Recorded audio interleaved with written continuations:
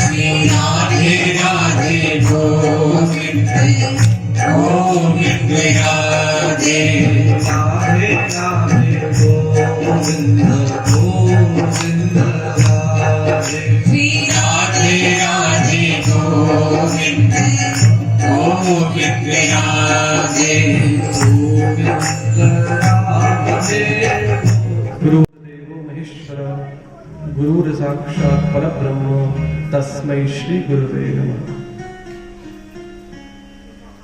और इस जगत को अपने नियम की भांति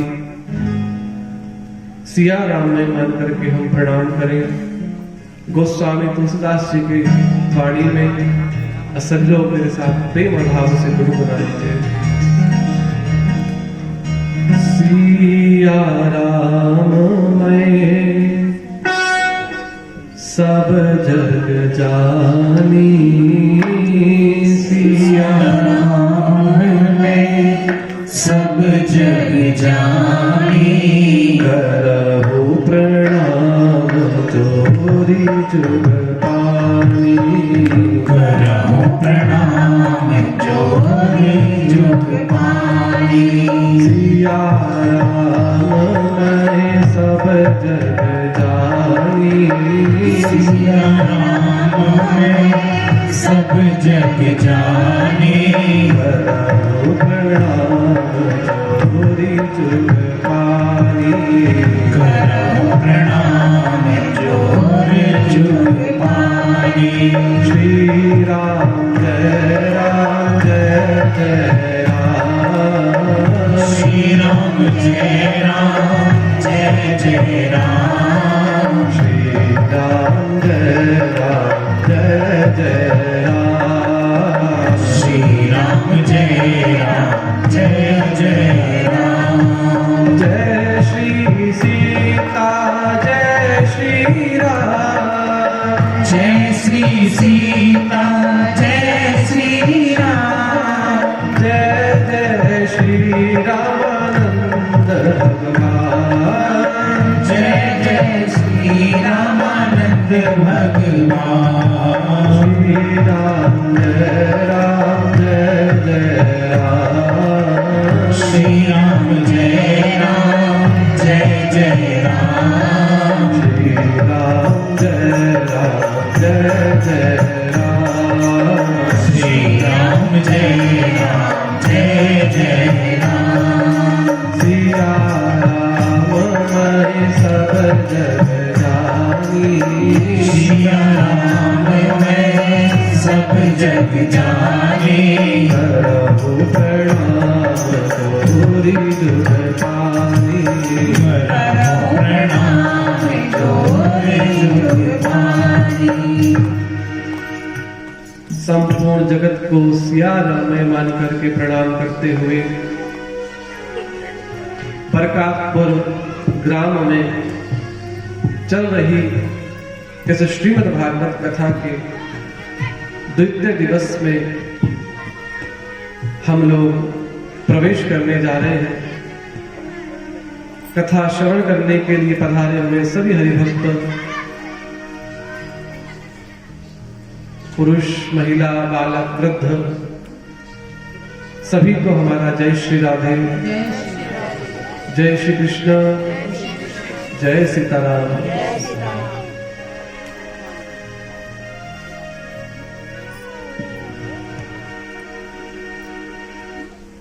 श्रीमद् भागवत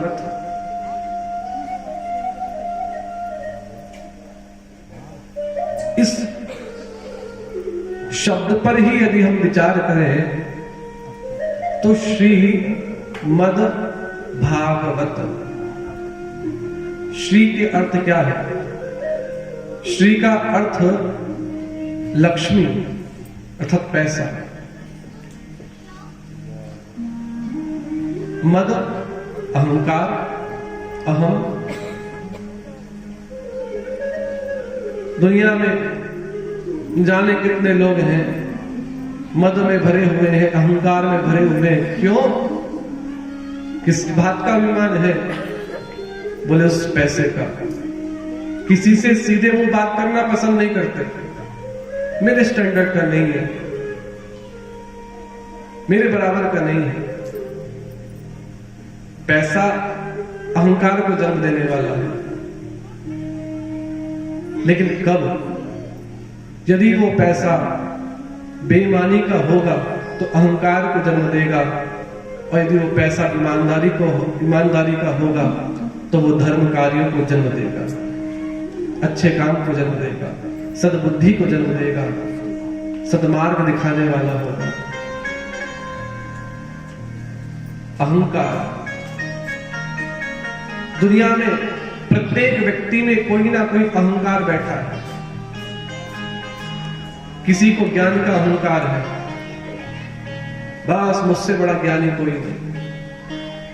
हमें शास्त्र की एक दो बातें क्या पता लग जाए, बस सोच लेते कि बस मुझसे बड़ा तो कोई है ही नहीं, मुझसे ज्यादा कोई जानता ही नहीं।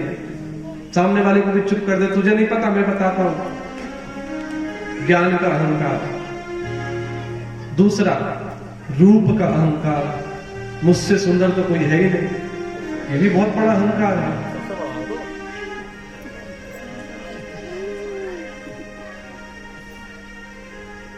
दूसरा अहंकार रूप का, सुंदरता का। जरा विचार करना, किस रूप पे अहंकार करते हैं हम? ये चेहरे पर। याद रखना, जिस शरीर को सजाने में तुमने 30 साल निकाल दिए, उस शरीर को जलने में 30 मिनट नहीं लगेंगे। शून्य, बेकार, सारी मेहनत बेकार, व्यर्थ। रूप का अहंकार, धन का, पैसे का। कल भी कहा था, ज्ञान की 3 गति है। दान दिया संग लगा, खाया पिया अंग लगा, और बाकी सबको जंग लगा। चौथी गति तो कोई है नहीं। किस बात पे हम अहंकार करते, जरा विचार करना। हमारा ऐसा है क्या जिस पे अभिमान करते हैं? जन्म वो किसी और ने दिया, पाल पोस के बड़ा किया,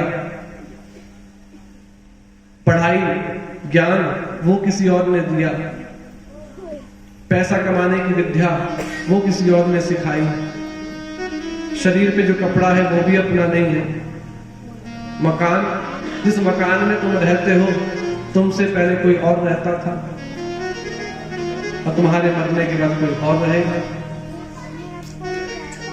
पैसा आज तुम्हारी जेब में है, कल किसी और की जेब में होगा। तो ऐसी कौन सी वस्तु है जिस पर अहंकार करते हैं? शरीर, वो भी एक दिन छूट जाएगा। श्रीमद् भागवत क्या करती है? बोले भागवत अहंकार का नाश करती है। ये ऐसी कथा है, जिस कथा को सुनकर के परीक्षित का कल्याण हो गया, जिस कथा को लिखने से श्री वेदव्यास जी को संतोष हुआ, शांति मिली। भागवत की रचना किसने करी? श्री वेदव्यास जी महाराज ने।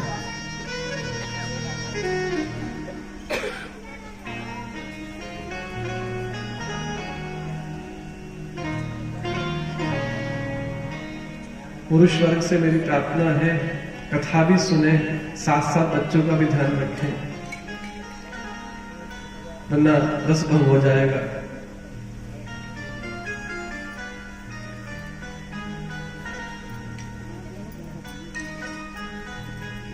श्रीमद् भागवत। भा से भक्ति, ग से ज्ञान, व से वैराग्य और त से तरुण। भक्ति, ज्ञान और वैराग्य को तरुण करने वाली ये श्रीमद् भागवत कथा है। सब कुछ मिलेगा, लेकिन आना पड़ेगा। शरणागति, एक बार मैया यशोदा जब यमुना किनारे बैठ करके कार्तिक के महीने में दीपदान कर रही थी,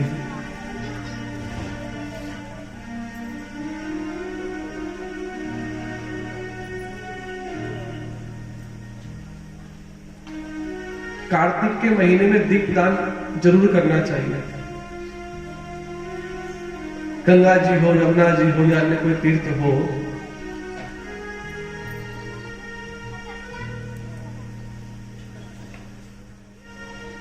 हरे कृष्ण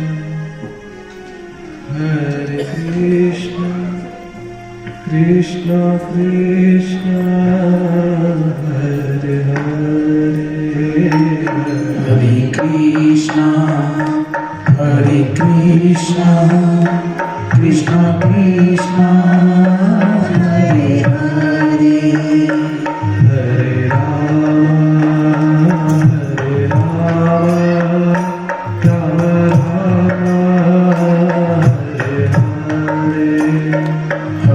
राम हरे राम राम राम हरे हरे, हरे कृष्णा कृष्ण कृष्ण हरे हरे, हरे कृष्णा कृष्णा कृष्णा हरे हरे, हरे राम राम राम हरे हरे, हरे राम राम राम हरे हरे, हरे कृष्णा कृष्ण कृष्ण हरे हरे,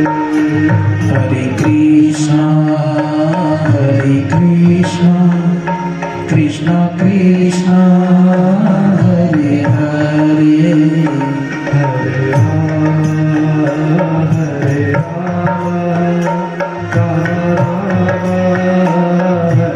हरे, हरे राम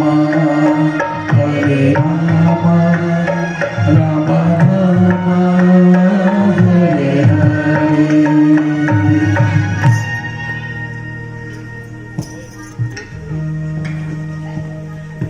देखिए, मैंने कल भी कहा था, कथा के लिए एकाग्रता बहुत जरूरी है। अब एकाग्रता भंग होगी तो बताइए मैं कैसे कह पाऊंगा। तो या तो ये तरीका है कि पढ़ पढ़ के सुना दो जो उसमें लिखा है, यदि उसमें समझ में नहीं आएगा, अब समझना है कि तो एकाग्रता बहुत जरूरी है। अब आप बताइए कि भाई हमारी संगत वाले कितनी व्यवस्था करेंगे। काम और भी है, या तो आपके बच्चों को संभालें या काम करें। कथा तो सब मिलकर के करा रहे हैं ना, तो व्यवस्था भी सबको संभालनी है, कथा भी सुननी है, व्यवस्था भी संभालनी है। तो मेरी करवत हाथ जोड़ करके प्रार्थना है कि बच्चों को संभालें, अन्यथा फिर बात कैसे बनेगी। माहौल बिल्कुल चुप साइलेंट होना चाहिए। श्री वृंदावन बिहारी लाल की जय, राजा रामचंद्र भगवान की जय, भागवत भगवान की जय, सुखदेव जी महाराज की जय, नारद जी महाराज की जय, महाराज परीक्षित की जय, जगत जननी गौ माता की जय, भगवान नाम की जय, जय जय श्री राधे, जय जय श्री राधे, जय जय श्री राधे श्याम।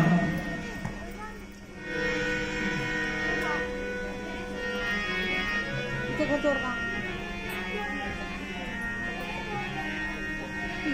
दो बातन को भूल मत, जो चाहे कल्याण। दो बातन को भूल मत, जो चाहे कल्याण। नारायण एक मौत को, दूजे श्री भगवान। जीवन में अपना कल्याण चाहते हो तो दो बातों को हमेशा याद रखना। एक तो मृत्यु, इस जगत को छोड़कर के जाना है। दूसरा वो ईश्वर। हम बुरे काम कब करते हैं? जब इन दो चीजों को भूल जाते हैं। हमेशा यदि स्मरण रखोगे तो कभी भी बुराई के रास्ते पर नहीं जाओगे, स्वाभाविक रूप से। एक तो मौत और दूसरा वो ईश्वर, भगवान। कल हमने भागवत जी के महात्म्य को श्रवण करा।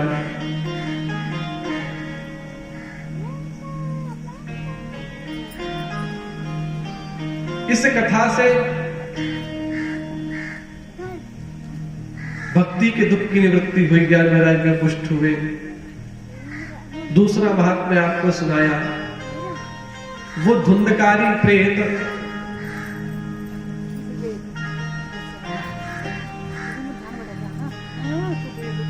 जिसकी मुक्ति बड़े बड़े उपाय से नहीं हो पाई।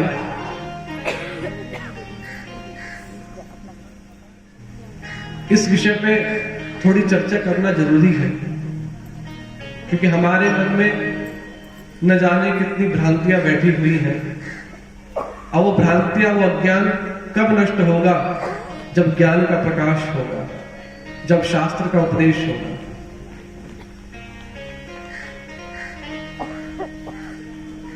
धुंधकारी, उन 5 वैश्याओं ने गला घोट करके धुंधकारी को मार डाला। और शास्त्र कहते हैं कि ब्रह्मा जी ने प्रत्येक मनुष्य की आयु निश्चित करी है। आयु निश्चित है, किसकी 70 साल की, किसकी 75, किसकी 80, किसकी 90। 100 साल तो कोई ही जीता होगा, और 90 भी शायद मैंने ज्यादा ही कह दिया, अन्यथा 70 और 80 के बीच में सीताराम हो जाता है। स्थिति ये हो गई है कलयुग में।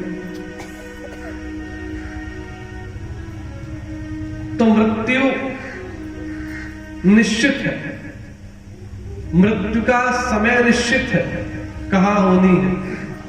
यदि मृत्यु बाहर रोड पर लिखी होगी ना, तुम लाख प्रयास करना घर में बैठने का, कोई ना कोई कारण ऐसा बन जाएगा तो तुम अपने आप ही उस स्थान पे पहुंच जाओगे। स्थान भी निश्चित है। एक बार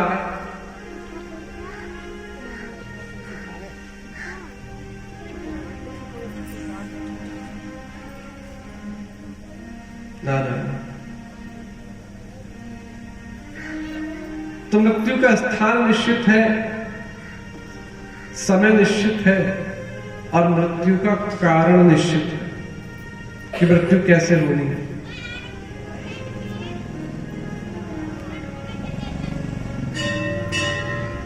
कैंसर से होगी कि कहीं एक्सीडेंट से होगी या किसी और चीज से, कारण निश्चित है। प्यारे, अकाल मृत्यु, जिसकी अकाल मृत्यु होती है उसको प्रेत योनि प्राप्त होती है। ये प्रेत योनि क्या होती है? जय हो। हमारे पंडित जी पधारे हैं, कृपया करके मंच पे पधारे, जिनके द्वारा आज बड़ा सुंदर दर्शन हुआ। पंडित जी कृपया करके मंच पे पधारे। आइए, स्वागत है, जिनके माध्यम से आप भागवत कथा श्रवण करते रहे। आज कहा तो पंडित जी ने था कि मैं 7 के 7 दिन आऊंगा, लेकिन शायद कल काम लग गया होगा, इसलिए आज पधारे हैं। हमारा निमंत्रण है, श्री पंडित जी कृपा करके मंच पर पधारे। आइए, स्वागत है। आइए, करवत निवेदन है, आइए आइए।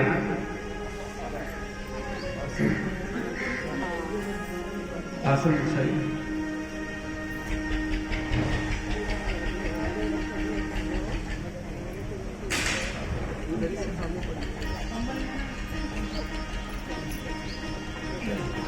एक बार जोरदार तालियां हो जाए पंडित जी के लिए। बड़ा सुंदर दर्शन हुआ। इधर से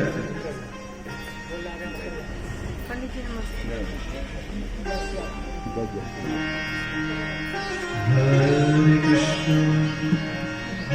कृष्ण कृष्ण कृष्ण हरे हरे हरे राम राम राम हरे कृष्ण कृष्ण कृष्ण हरे हरे हरे राम राम राम हरे हरे।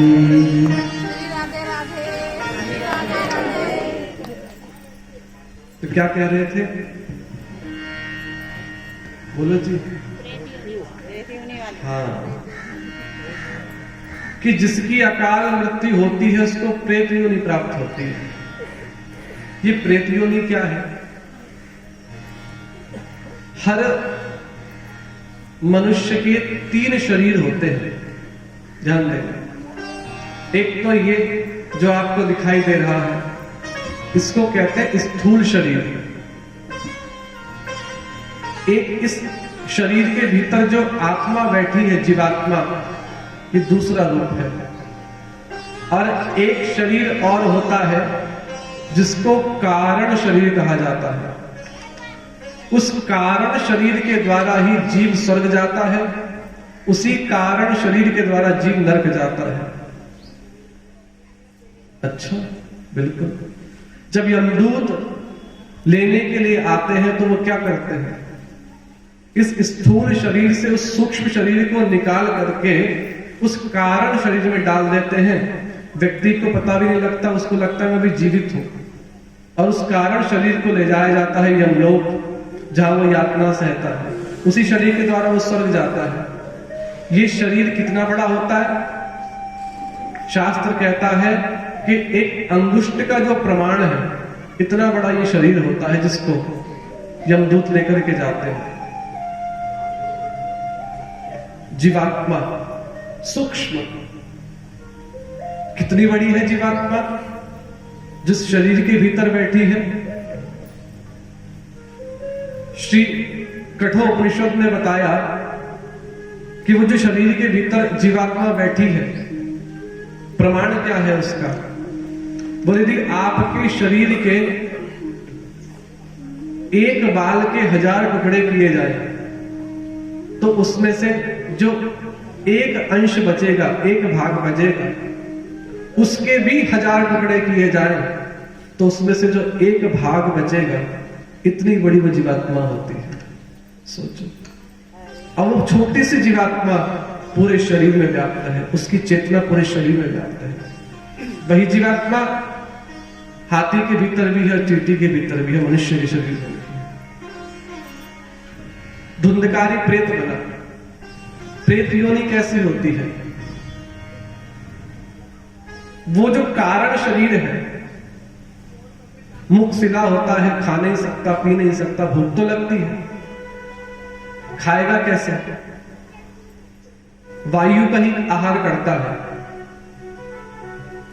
और जो उसके वंशज उसके निमित्त श्राद्ध तर्पण और जो ब्राह्मणों को दान करते हैं ना, वही उसको प्राप्त होता है। किसी ने प्रश्न करा, बोले महाराज शरीर तो यही रह जाता है, जब यही मर गया तो हमें ब्राह्मण को देने से या फिर तर्पण श्राद्ध कराने से उस तक कैसे पहुंचेगा? ये भी बहुत बड़ा प्रश्न है। अरे जब वो चला गया दुनिया छोड़ करके, तो हम चलो कर दें उसके निमित्त, दान भी करें, श्राद्ध भी करें, तर्पण भी करें, जलदान करें, लेकिन हमें कैसे मान लें कि उस तक पहुंचेगा? प्रश्न अच्छा है, लेकिन इसका उत्तर भी बहुत प्यारा है। हमारे जो भारत देश की जो करेंसी है वो क्या है? रुपया है ना। अब आपको विदेश जाना हो, मान लो अमेरिका जाना है, अब अमेरिका में तो ये मुद्रा चलती नहीं है रुपया, तो वहां पर यदि आपको जाना है, वहां खर्चा करना है, तो वहां तो डॉलर चलता है, तो फिर कैसे बात बनेगी? तो एक बैंक होता है जहां पर आप अपने इन रुपयों को डालो, तो उस रुपयों के बराबर वो एक्सचेंज करके आपको डॉलर दे देंगे। आई बात समझ में? तो हमारा रुपया गया, लेकिन वहां की करेंसी मिल गई, और हमें क्या नाम है, वहां पे हम जा रहे हैं, खर्चा कर रहे हैं। तो उसी प्रकार हमने जो यहाँ पर दान किया, अब ये दान वहां तो नहीं चलेगा, लेकिन हमने जो दान किया वही दान वहां की जो उस लोक का जो भोग होगा, जो भोजन होगा, उस रूप में परिवर्तित होकर उनको प्राप्त होगा। जैसे कि हमारे जो पितृ है, मान लो पिताजी है, उनका शरीर पूरा हो गया, आपने उनके लिए बढ़िया बढ़िया साग पूरी लड्डू बनवाए, ब्राह्मणों को ब्रह्मभोज कराया, तो क्या उनको साग पूरी प्राप्त होगा? क्या कोई गरम गरम खीर मिलेगी क्या खाने को? कैसे मिलेगा? मान लो आपके पिताजी इस समय गाय की योनि में, क्योंकि जीवात्मा है, 84 लाख योनियां है, आपके पिताजी की जीवात्मा चली गई गाय की योनि में, तो आपने ब्राह्मण के निमित्त जो निकाला वही भोग वहां पर गाय को घास के रूप में प्राप्त होगा। गाय का भोजन क्या है? घास, तो वो घास के रूप में प्राप्त होगा। इस प्रकार ये भगवान की, शास्त्र की प्रणाली है। बोल भागवत भगवान की जय। तो धुंधकारी प्रेत योनि को प्राप्त हुआ, और हमारे जो पितृ हैं वो जब कभी असंतुष्ट होते हैं, अतृप्त होते हैं, तो भाई वो किससे कहेंगे? अपने परिवार के लोगों से तो कहेंगे ना। तो मरने के बाद भी वो जब अपने परिवार के लोगों से संपर्क करते हैं कि भाई हमारे लिए कुछ करो, हमारे लिए दान करो, हमारे लिए श्राद्ध करो, हमारे लिए तर्पण करो, तो वो अपने परिवार के लोगों से कहते हैं। कैसे कहते हैं? कभी कभी सपने में दिखाई दे गए पितृ, कभी पिताजी दिख गए, कभी माताजी दिख गई, कभी सास दिख गई, कभी ससुर दिख गए। ये क्या है? यानी आपके जो पितृ हैं कभी कभी किसी के शरीर के ऊपर भी आ जाते हैं। देखा होगा माता रानी का जागरण हो और बस पूछो मत, माताओं पे तो बहुत जल्दी, यहां तो कुछ नहीं है, वहां पर पहाड़ में तो बहुत चलता है। वहां तो जागरण में एक व्यक्ति हाथ में गंगा जल का लोटा लिए घूमता रहता है, कभी उस पर छिड़क, कभी उस पर छिड़क, बाल खोल खोल के आ गई माता जी, आ गए हनुमान जी, आ गए भैरव। भाई क्या है ये? और हम लोग पूछ भी रहे हैं, हम भी कहां पीछे हैं? अंधविश्वास की कमी तो है नहीं, और हम लोगों का स्वभाव ऐसा है, भेड़ चाल है, बुरा मत मानना, सच बोल रहा हूं। एक जिस दिशा में जाएगा दूसरा ये नहीं सोचता कि सही है कि गलत है, बस उसके पीछे पीछे। किसी ने कह दिया इसके ऊपर देवी आ गई, तो हम लोग भी उसे देवी मान करके पूजने लगते हैं। किसी ने कह दिया इसके ऊपर हनुमान जी आ गए, बस लाओ हनुमान जी के बेसन के लड्डू, लाओ हनुमान जी का ध्वजा, अरे भैरव बाबा आ गए शराब चढ़ाओ, अरे भद्रकाली आ गई, अरे मदिरा लाओ, मांस लाओ। ये क्या है भैया? क्या हनुमान जी इतने खाली बैठे हैं जो इसके शरीर के ऊपर आएंगे? क्या देवी इतनी खाली बैठी है जो इसके शरीर के ऊपर आएंगे? ये सब अंधविश्वास है। अरे देवता आ गए, देवता, देवता उसे कहते हैं जो औरों को संभाल ले। यहां तो देवता को संभालने के लिए 4-4 लोग लगते हैं पकड़ने के लिए। क्यों देवताओं के नाम को बदनाम कर रहे हो? क्यों भद्रकाली को बदनाम कर रहे हो? सब पाखंड है। ये क्यों है? ख्याति प्राप्त करने के लिए, ताकि लोग मुझे पूजे, लोग चढ़ावे, और हम लोग करते भी हैं। कोई देवी किसी पर नहीं आती। हनुमान जी महाराज में इतना वेग है, इतनी शक्ति है, यदि किसी के ऊपर आ गए बेचारा संभाल भी नहीं पाएगा। हनुमान जी आ गए। इस अंधविश्वास से निकलो। विश्वास होना चाहिए पर अंधविश्वास नहीं होना चाहिए। भागवत का कार्य क्या है? भागवत का कार्य यही है, धर्म का प्रचार, अधर्म का खंडन। जब तक अधर्म का खंडन नहीं होगा, धर्म का प्रचार कैसे होगा? इस पाखंड को, ये पाखंड कब तक चलेगा? जब तक हम ऐसे लोगों को पूजते रहेंगे ना, और वो पूजवाते रहेंगे। तुम पूजना बंद कर दो, जब आसपास कोई भटकेगा नहीं, अपने आप सब भाग जाएंगे।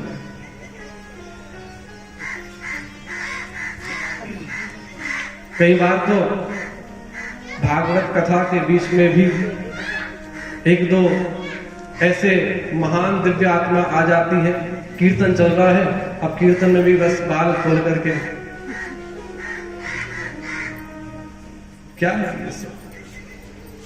क्यों? अपनी ओर आकर्षित करने के लिए लोगों को।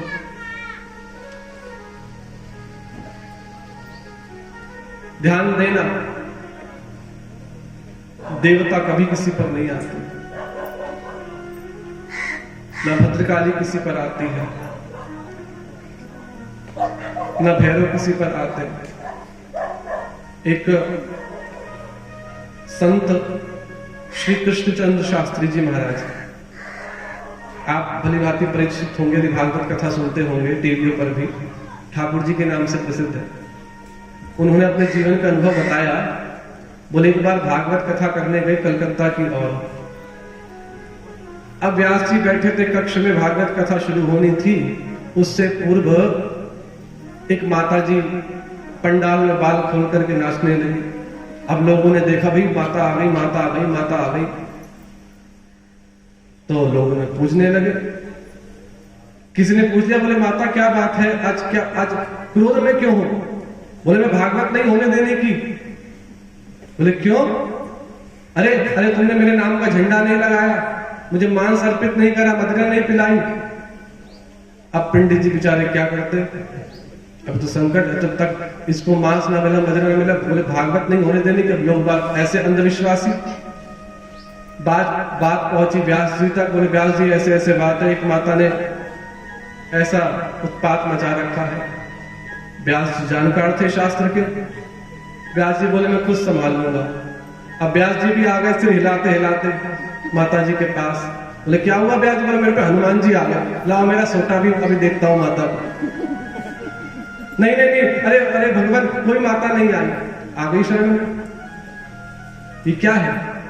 जब तक पूजोगे इस अंधविश्वास को, उनका तो व्यापार चलता रहेगा। मैं किसी का व्यापार बंद नहीं करा रहा भाई, अच्छी बात है, उनका काम धंधा चल रहा है।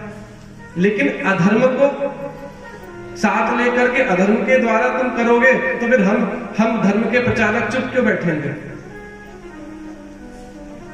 हमारा काम है धर्म का प्रचार। अधर्म, ठाकुर जी ने भी कहा गीता में, धर्म संस्थापनार्थाय संभवामि युगे युगे। धर्म की स्थापना। प्यारे, इस अंधविश्वास से बचे, भ्रांतियों से बचे। और यदि आप कहो कि नहीं महाराज किसी पर आती भी है, तो प्यारे ये बात स्पष्ट है, ना उस पे देवता है, ना भद्रकाली है, ना भैरव है। वो अधोगति को प्राप्त जीवात्माएं हैं जो इसके शरीर पर या वाणी पर बैठ करके बोलती है। वो खुद अधोगति को प्राप्त है। तो ऐसी उनको भगवान नाम, जब भगवान नाम सुना करके ही उनका कल्याण हो सकता है। सबसे बड़ी चीज उनको खुद नहीं पता, वो खुद अज्ञान में जी रहे हैं। बोलबा के बिहारी लाल जय। धुंधकारी को प्रेत योनि प्राप्त हुई। बड़े बड़े गया शाद से भी मुक्ति नहीं हो पाई। गया शाद शते नापि मुक्तिर्मेना भविष्यति। तब उस प्रेत की मुक्ति भी श्री गौकर्ण जी महाराज ने भागवत कथा के द्वारा कराई। भागवत भगवान की जय। देख लो जी, जहां पर गया शाद से भी बात ना बन पाई, वहां श्रीमद् भागवत कथा के सप्ताह वाचन ने उस धुंधकारी को मुक्त कर दिया। आपको अपने एक जीवन का अनुभव बताएं। वहां धुंधकारी मुक्त हुआ, आप तो थे नहीं, हम भी नहीं थे। जब किसी पितृ के निमित्त या प्रेत के निमित्त भागवत होती है तो वहां पर 7 गांठ का बांस गाड़ा जाता है। ध्यान देना कथा में। ये अभी कोई ज्यादा पुराना अनुभव नहीं है, मुश्किल से पिछले साल का हुआ। नेकपुर की कथा कब हुई थी? हाँ? दूसरा साल सन 2019 में हुई थी। हाँ, सन 2019 में भागवत कथा हुई थी। हमसे कहा गया कि बोले महाराज जी हम चाहते हैं कि हमारे ग्राम में भागवत कथा का आयोजन हो। मैंने कहा भाई व्यवस्था होती है, ऐसे तो हो नहीं पाएगी। बोले महाराज जी जो भी पत्र पुष्प हैं आप भागवत कथा सुनो। अब देखो भागवत बिकाऊ नहीं है, कोई बड़ा बड़ा पंडाल या कुछ व्यवस्था होगी तभी भागवत होगी। भागवत के लिए समर्पण चाहिए, प्रेम चाहिए, भाव चाहिए। भाव का भूखा हो मैं, भाव ही बस सारा है। अन्न धन और वस्त्र भूषण कुछ न मुझको चाहिए, बस आप हो जाए मेरा, यही मेरा सत्कार है। भगवान कहते हैं तुम भाव से मुझे भजो तो सही। उसी प्रकार श्रीमद् भागवत कथा यदि भाव है ना तो एक पेड़ के नीचे बैठ करके भी कथा हो सकती है, और यदि भाव नहीं है ना तो इंद्र की गद्दी भी बेकार है। कल कहा था सुखदेव जी ने ठुकरा दिया इंद्र की गद्दी को। तो उन्होंने कहा माता जी ने, बोले महाराज जी हमारे गांव में भागवत होनी है, जगह मिली नहीं। गांव में बड़ा गांव नहीं था, छोटा ही था, ऐसा कोई बड़ा पंडाल तो था नहीं। तो उनके घर के आंगन में ही इतनी जगह थी जहां पर व्यास गद्दी लगाई गई। हमारा निवास स्थान नजीबाबाद है। नगीना रोड पर एक गांव है नेकपुर, हम नाम भी बता दें, नेकपुर में। तो कथा आरंभ हुई, व्यास गद्दी लगी, बड़ी सुंदर कलश यात्रा हुई। कथा का पहला दिन पूरा हुआ, हमने कथा करी, भागवत जी की महिमा, पंडितों ने प्रातःकाल पूजन कराया। कथा हुई 3 बजे से, वहां शाम का समय नंबर था। कथा पूरी हुई। अब हम तो वापस अपने घर पर आ गए नजीबाबाद। रात को 11 बजे फोन आया वहां से लोगों का, बोले महाराज जी जो घर की एक महिला थी उसके ऊपर कोई आ गया। अब उसने तो महाराज बाल खोल करके नाचना शुरू, चिल्लाना शुरू। इतने जोर जोर से चिल्ला रहे कि आसपास के जो पड़ोसी थे वो भी जाग जाग के आकर के देख रहे क्या हो गया। बोले महाराज जी समझाओ क्या करें, हमें तो कुछ समझ में आ नहीं रहा। मैंने कहा बात कराओ हमारी। अब वो तो हम पे ही बरस पड़ी। क्या बरसी? जो था वो प्रेत। अरे तू तो मुझे बोला, जो बात सच भी बोली उसने, भाई तू तो छोटा सा बच्चा है। भाई हम बच्चे ही तो कौन से बड़े? अरे तुझसे बड़े बड़े तांत्रिक आए मुझे इस घर से निकालने के लिए, कोई कुछ नहीं कर पाया। बड़े बड़े अनुष्ठान करे इन्होंने, घर वाले ने, कुछ नहीं हो पाया। तू क्या बिगाड़ेगा मेरा घर है। अपनी पोती उठा, निकल यहाँ से, मुझे नहीं सुननी भागवत में, कथा नहीं होने दूंगा। अब मैंने भी सोचा भाई ये क्या है नया ड्रामा। मैंने कहा कि अभी तू शांत हो, कल देखेंगे तुझे तू क्या चीज है। अब फिलहाल हमने उनको बोला कि ऐसे ऐसे करो, वो शांत हो जाएगा। तो उन्होंने वो विधि करी, शांत हो गया। अगले दिन हम भी पहुंचे। हमने, अब देखो जीवन का पहला अनुभव, आज तक भागवत तो खूब करी, लेकिन भागवत कथा में ऐसा कुछ बवंडर खड़ा हो गया। आज तो पहली बार हुआ था जीवन में। एक बार तो सच्ची बोले हम भी घबरा गए थे। रात को 11 बजे गुरु जी को फोन लगाया वृंदावन। बोले महाराज जी, गुरु जी ऐसे ऐसे बात है। गुरु जी बोले डरते क्यों हो? बोले वो तो ऐसी ऐसी बात कह रहा, भागवत नहीं होने दूंगा और पोथी उठा निकल मेरे घर से। गुरु जी बोले डरता क्यों है? अपने गुरु मंत्र पे विश्वास रख और कल से प्रेम से कथा करना, कुछ नहीं होगा, अब उसका भी उद्धार हो जाएगा। मैंने कहा ठीक है। गुरु वचनों पर विश्वास करा। अगले दिन प्रातःकाल हम गए। अब वो तो था उस समय भी शरीर के ऊपर, देखने के साथ आ गया शरीर पे, चिल्लाने लगा हमें देख करके। हम भी मुस्कुरा करके बोले अभी चुप रहे, कथा शुरू होने दे। इतना विघ्न उत्पन्न करा, बरसात भी हुई थी उस कथा में, किसी प्रकार से मंडप टूट जाए। लेकिन हम भी पीछे कहाँ थे, अपने ब्राह्मणों को आगे करके पूजन कराया, सब शांत हो गया।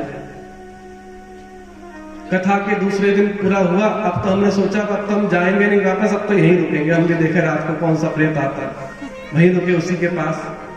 तो हम भी देखते हैं। रात को कुछ नहीं हुआ। अब हमने सोचा भाई शायद हो सकता है कुछ झूठ होगा। हम वापस आ गए सुबह को। हमारे पीठ पीछे फिर शुरू। मैंने कहा भैया ऐसे बात नहीं बनेगी, अब वहीं रुकना पड़ेगा। सामने तो आ नहीं रहा, अब हमें सामने आना पड़ेगा। कथा का तीसरा दिन पूरा हुआ। ये हमारी संगत जो बैठी, इन्होंने भी देखा। गांव में भी जाकर के आप पूछ सकते हैं, जिनके घर पे कथा करी उनके भी पूछ सकते हैं।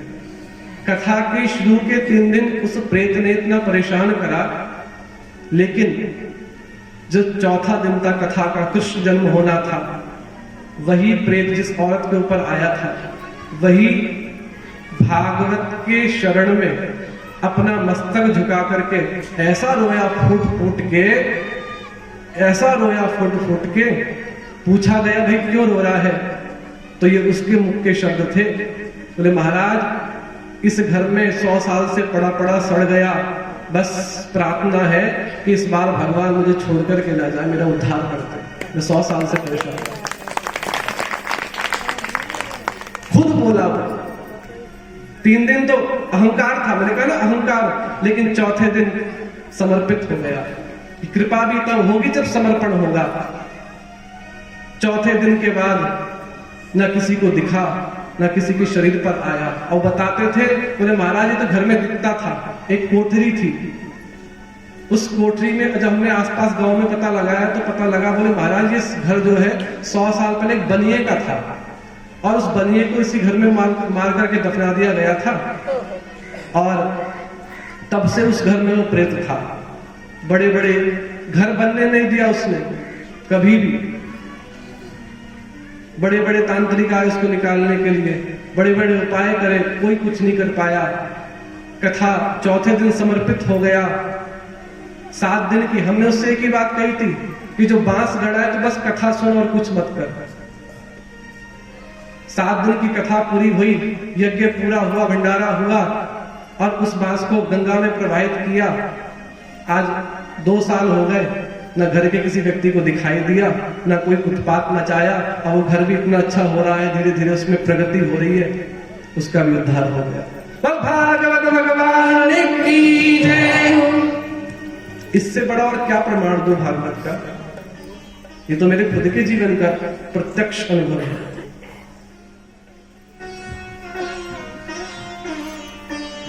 प्यारे सुनो भाई ध्यान से साधो कथा। बोलो जी, कल सुनाया था ये भजन।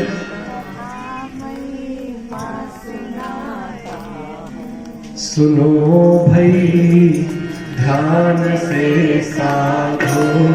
महिमा तो हो गई, अब महिमा नहीं।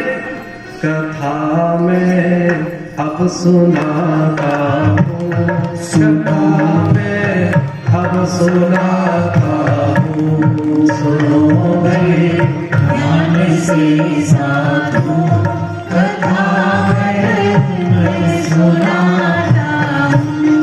अमरीश का क्या सुनाएगा, हरि जो कहलवाएगा। क्या सुनाएगा, हरि जो कहलवाएगा। अमरीश दास, इस दास का नाम है अमरीश दास। भैया हम में तो सामर्थ्य नहीं है कि हम आपको कथा सुना सके, लेकिन उस ईश्वर के कृपा के अनुसार और उसके आदेश के अनुसार भगवान जो मेरी बुद्धि में डालते रहेंगे, और वो वाणी के माध्यम से निकलता है। अमरीश दास क्या सुनाएगा, हरि जो कहलवाएगा। अमरीश दास क्या सुना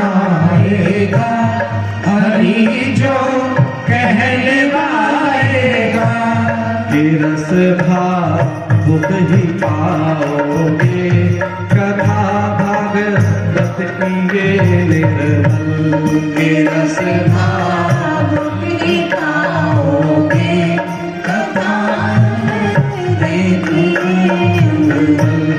कथा भागवत की ये निर्मल कथा भागवत की ये निर्मल कथा भागवत की निर्मल कथा भागवत की निर्मल सुनो भाई ध्यान से साधो कथा अब मैं सुनाता हूँ सुनो भाई ध्यान से साधो कथा अब मैं सुनाता हूँ सुनो भाई ध्यान से साधो कथा अब मैं सुनाता हूँ सुनो भाई ध्यान से साधो कथा अब मैं सुनाता हूँ। आइए महिमा तो बहुत हो गई। अब जिस कथा की इतनी प्रशंसा कर रहे हैं, कथा ये है, कथा ने ये कर दिया, कथा ने ये कर दिया, अब उस कथा को तो जाने कथा क्या है। श्रीमद् भागवत कथा के मंगलाचरण में हम प्रवेश करते हैं। सभी लोग एकाग्र भाव से नेत्र बंद करके भगवान का ध्यान करें, मंगलाचरण के श्लोकों को ध्यान से श्रवण करें। ओम जन्माद्यस्य तन्मयादितिरतश्चार्थेशविज्ञस्वराट् तेने ब्रह्महृदाय आदिकवये मुह्यन्ति यत्सूर्यः तेजो वारी मृदां यथा विनिमयो यत्र सर्वं मृषा भावना स्वेन सदा निरस्तकुहकं सत्यं परं धीमहि।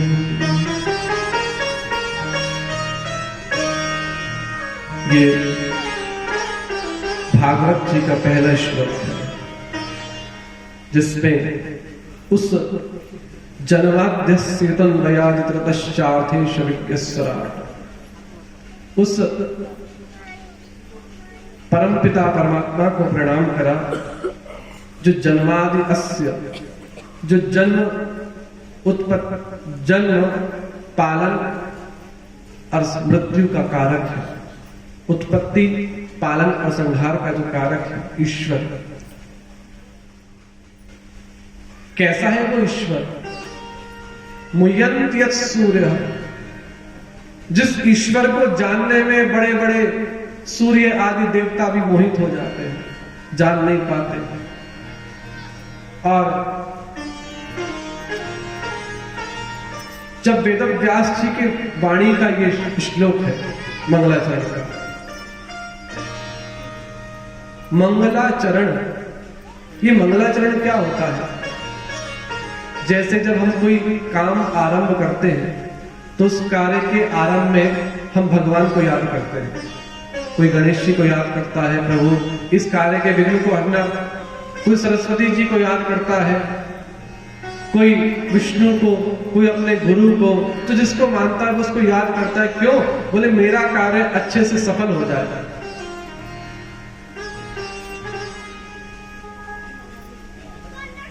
कभी कभी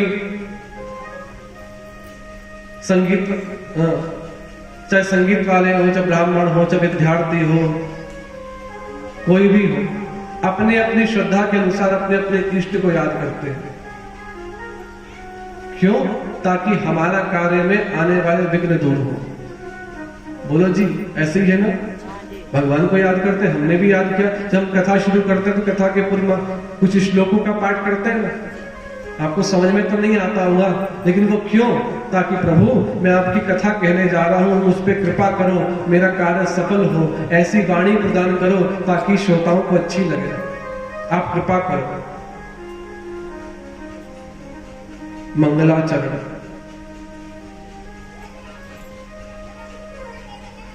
हम अपना घर बनाते हैं तो घर को पवित्र करते हैं गृह प्रवेश के द्वारा। गृह प्रवेश कराते पंडित जी को बुला के पूजन, चाहे वो घर हो, चाहे दुकान हो, चाहे कुछ हो, पहले वो उसका शुद्धिकरण करते हैं, भगवान को याद करते हैं, प्रभु हम घर में रहने जा रहे हैं, ये हमारे लिए मंगलकारी हो, ऐसा आशीर्वाद दो।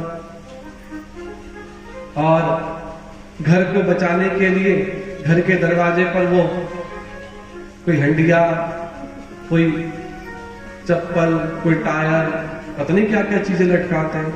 क्यों लटकाते हैं? बोले महाराज जी किसी की नजर ना लग जाए।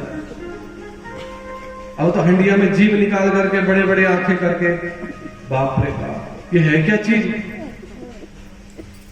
कोई नींबू मिर्ची लगा रहा है घर को नजर से बचाने के लिए।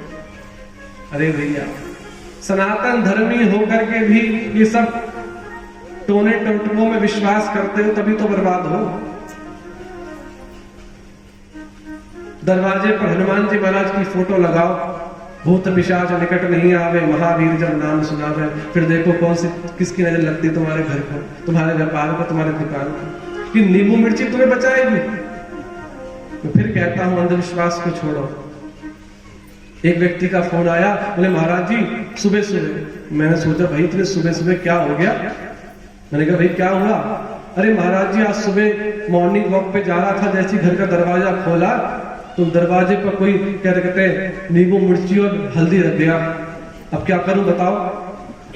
मैं बोला वहां पे एक पर्ची लिख के रख दे भाई, तुम नींबू मिर्ची रख के गया, एक काम कर टमाटर आलू और रख जा, सब्जी मंडी जाने की जरूरत नहीं पड़ेगी, घर पे काम हो जाएगा। ऐसा अंधविश्वास। अरे पानी की बाल्टी डाल, बहा उसको वहां से, क्यों चक्कर में पड़ते, क्यों भयभीत होते हो? कृष्ण का हाथ पकड़ने के बाद भी, राम को पकड़ने के बाद भी भयभीत होते हो। ठाकुर हमरे रमण बिहारी, हम हैं रमण बिहारी के। किसके हो? कथा का दूसरा दिन आ गया, इस भजन की लाइन में गुनगुनाने का समय नहीं मिल पाया था।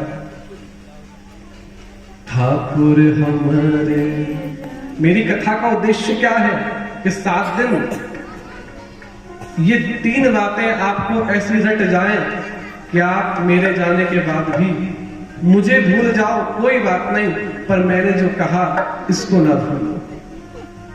ठाकुर हमरे रमण बिहारी, हम हैं रमण बिहारी के। ठाकुर हमरे रमण बिहारी, हम हैं रमण बिहारी के। ठाकुर हमरे रमण बिहारी, हम हैं रमण बिहारी के। ठाकुर हमरे रमण बिहारी, हम हैं रमण बिहारी के। ठाकुर सेवा धर्म हमारा, कामन दुनियादारी से। ठाकुर सेवा धर्म हमारा, कामन दुनियादारी से। कोई भला करे या बुरा करे, हम हो चुके रमण बिहारी के। कोई भला करे या बुरा करे, हम हो चुके रमण बिहारी के। ठाकुर हमरे रमण बिहारी, हम हैं रमण बिहारी के। ठाकुर हमरे रमण बिहारी, हम हैं रमण बिहारी के। ठाकुर हमरे रमण बिहारी, हम हैं रमण बिहारी के। ठाकुर हमरे रमण बिहारी, हम हैं रमण बिहारी के। ठाकुर हमारे रमण बिहारी, हम हैं रमण बिहारी के। ध्यान दें, 3 काम करने हैं जीवन में, चाहे स्त्री हो, चाहे पुरुष हो, चाहे मेरी 3 बातें हमेशा याद रखना। कौन कौन सी? जीवन में सबसे बड़ा धर्म क्या है? पहला, ठाकुर सेवा धर्म हमारा, काम न दुनियादारी से। दुनिया हमें क्या कह रही है, हमें फर्क नहीं पड़ना चाहिए। हमें मंदिर जाना है, हमें कथा में जाना है तो जाना है। दूसरा काम, साधु सेवा धर्म हमारा, काम न दुनियादारी से। साधु सेवा धर्म हमारा, काम न दुनियादारी से। बोलो, क्या बोला?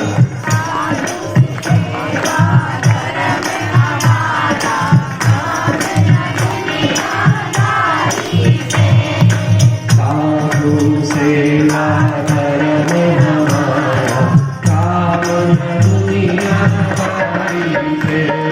साधु सेवा धर्म हमारा, काम न दुनियादारी से।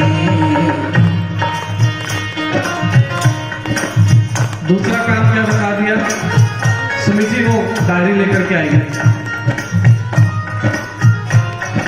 सुबह वाली डायरी। दूसरा काम क्या बताया? साधु सेवा धर्म हमारा, काम न दुनिया। तो पहली सेवा कौन सी बता दी? अरे बोलिए ना, ठाकुर सेवा।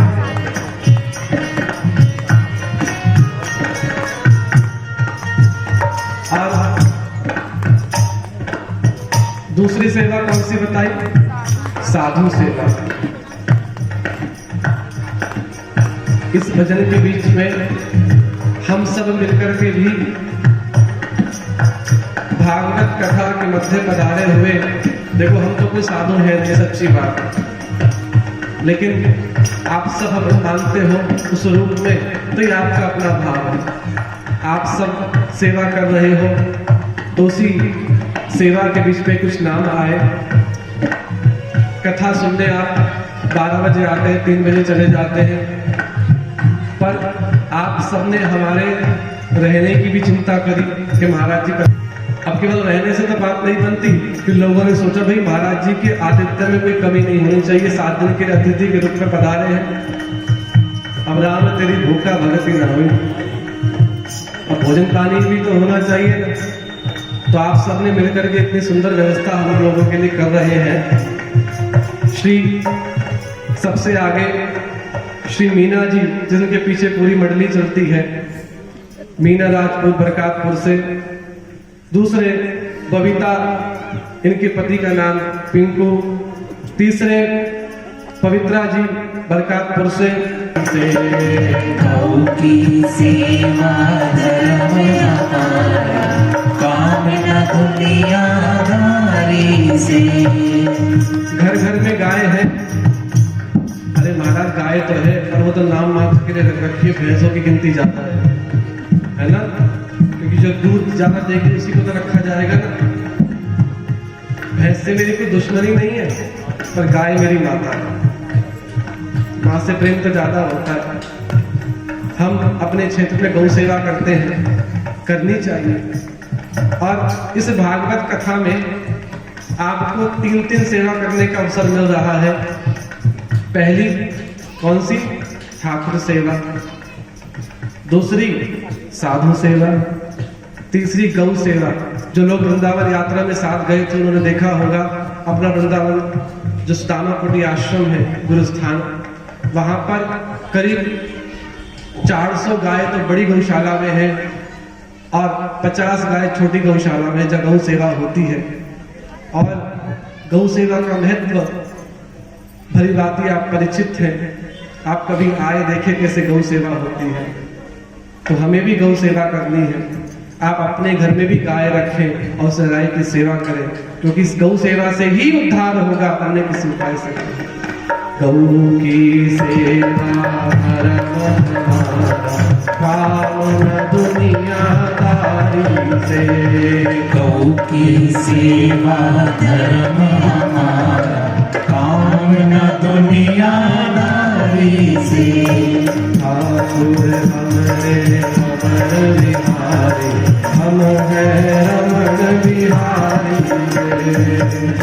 ठाकुर हमरे रमण बिहारी, हमरे रमण बिहारी के।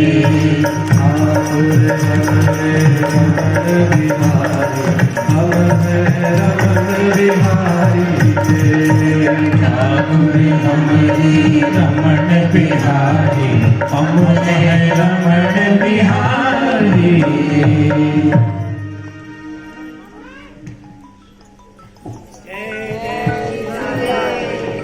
नहीं लगता है आज नहीं, पेट से खाना नहीं खाया गया आज। हम तो बढ़िया खा के आए। आज खीर में कौन सी थी, हांडे की बोलते हैं। हम तो भाई शहर के लोग हैं, जानते नहीं है इतना। उसमें हाँ इतना पता है भाई, उपले की आ रही थी सुगंध, हांडे की है। क्या आनंद, गले से भी ऊपर है, तभी तो बार बार डकार आ रही है बीच में। हम तो खा के आए बढ़िया, देखो कितनी अच्छी आवाज निकल रही है। लगता है आपका व्रत चल रहा है क्या 7 दिन तक? बोलो जी, तो आज क्यों नहीं निकल रही? जय जय श्री राधे। देखो आपके परिचित हैं, उनके सामने अब वो आज आए हैं, क्या बोलेंगे? लगभग महाराज ने कुछ सुनाया ही नहीं लोगों को। हाँ, उनके सामने सोचो तो सही, हमारी थोड़ी थोड़ी लाज तो रख लो। उनसे तो बहुत प्रेम है आपका, पर थोड़ा प्रेम हमसे भी तो हो। अब उनको भी तो लगना चाहिए कि महाराज ने 2 दिन में कुछ तो सिखाया, तो कैसे पता लगेगा?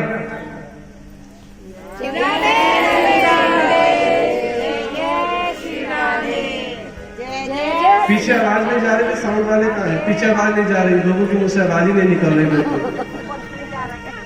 दोनों हाथ उठा करके बड़े प्रेम भाव से राधे राधे।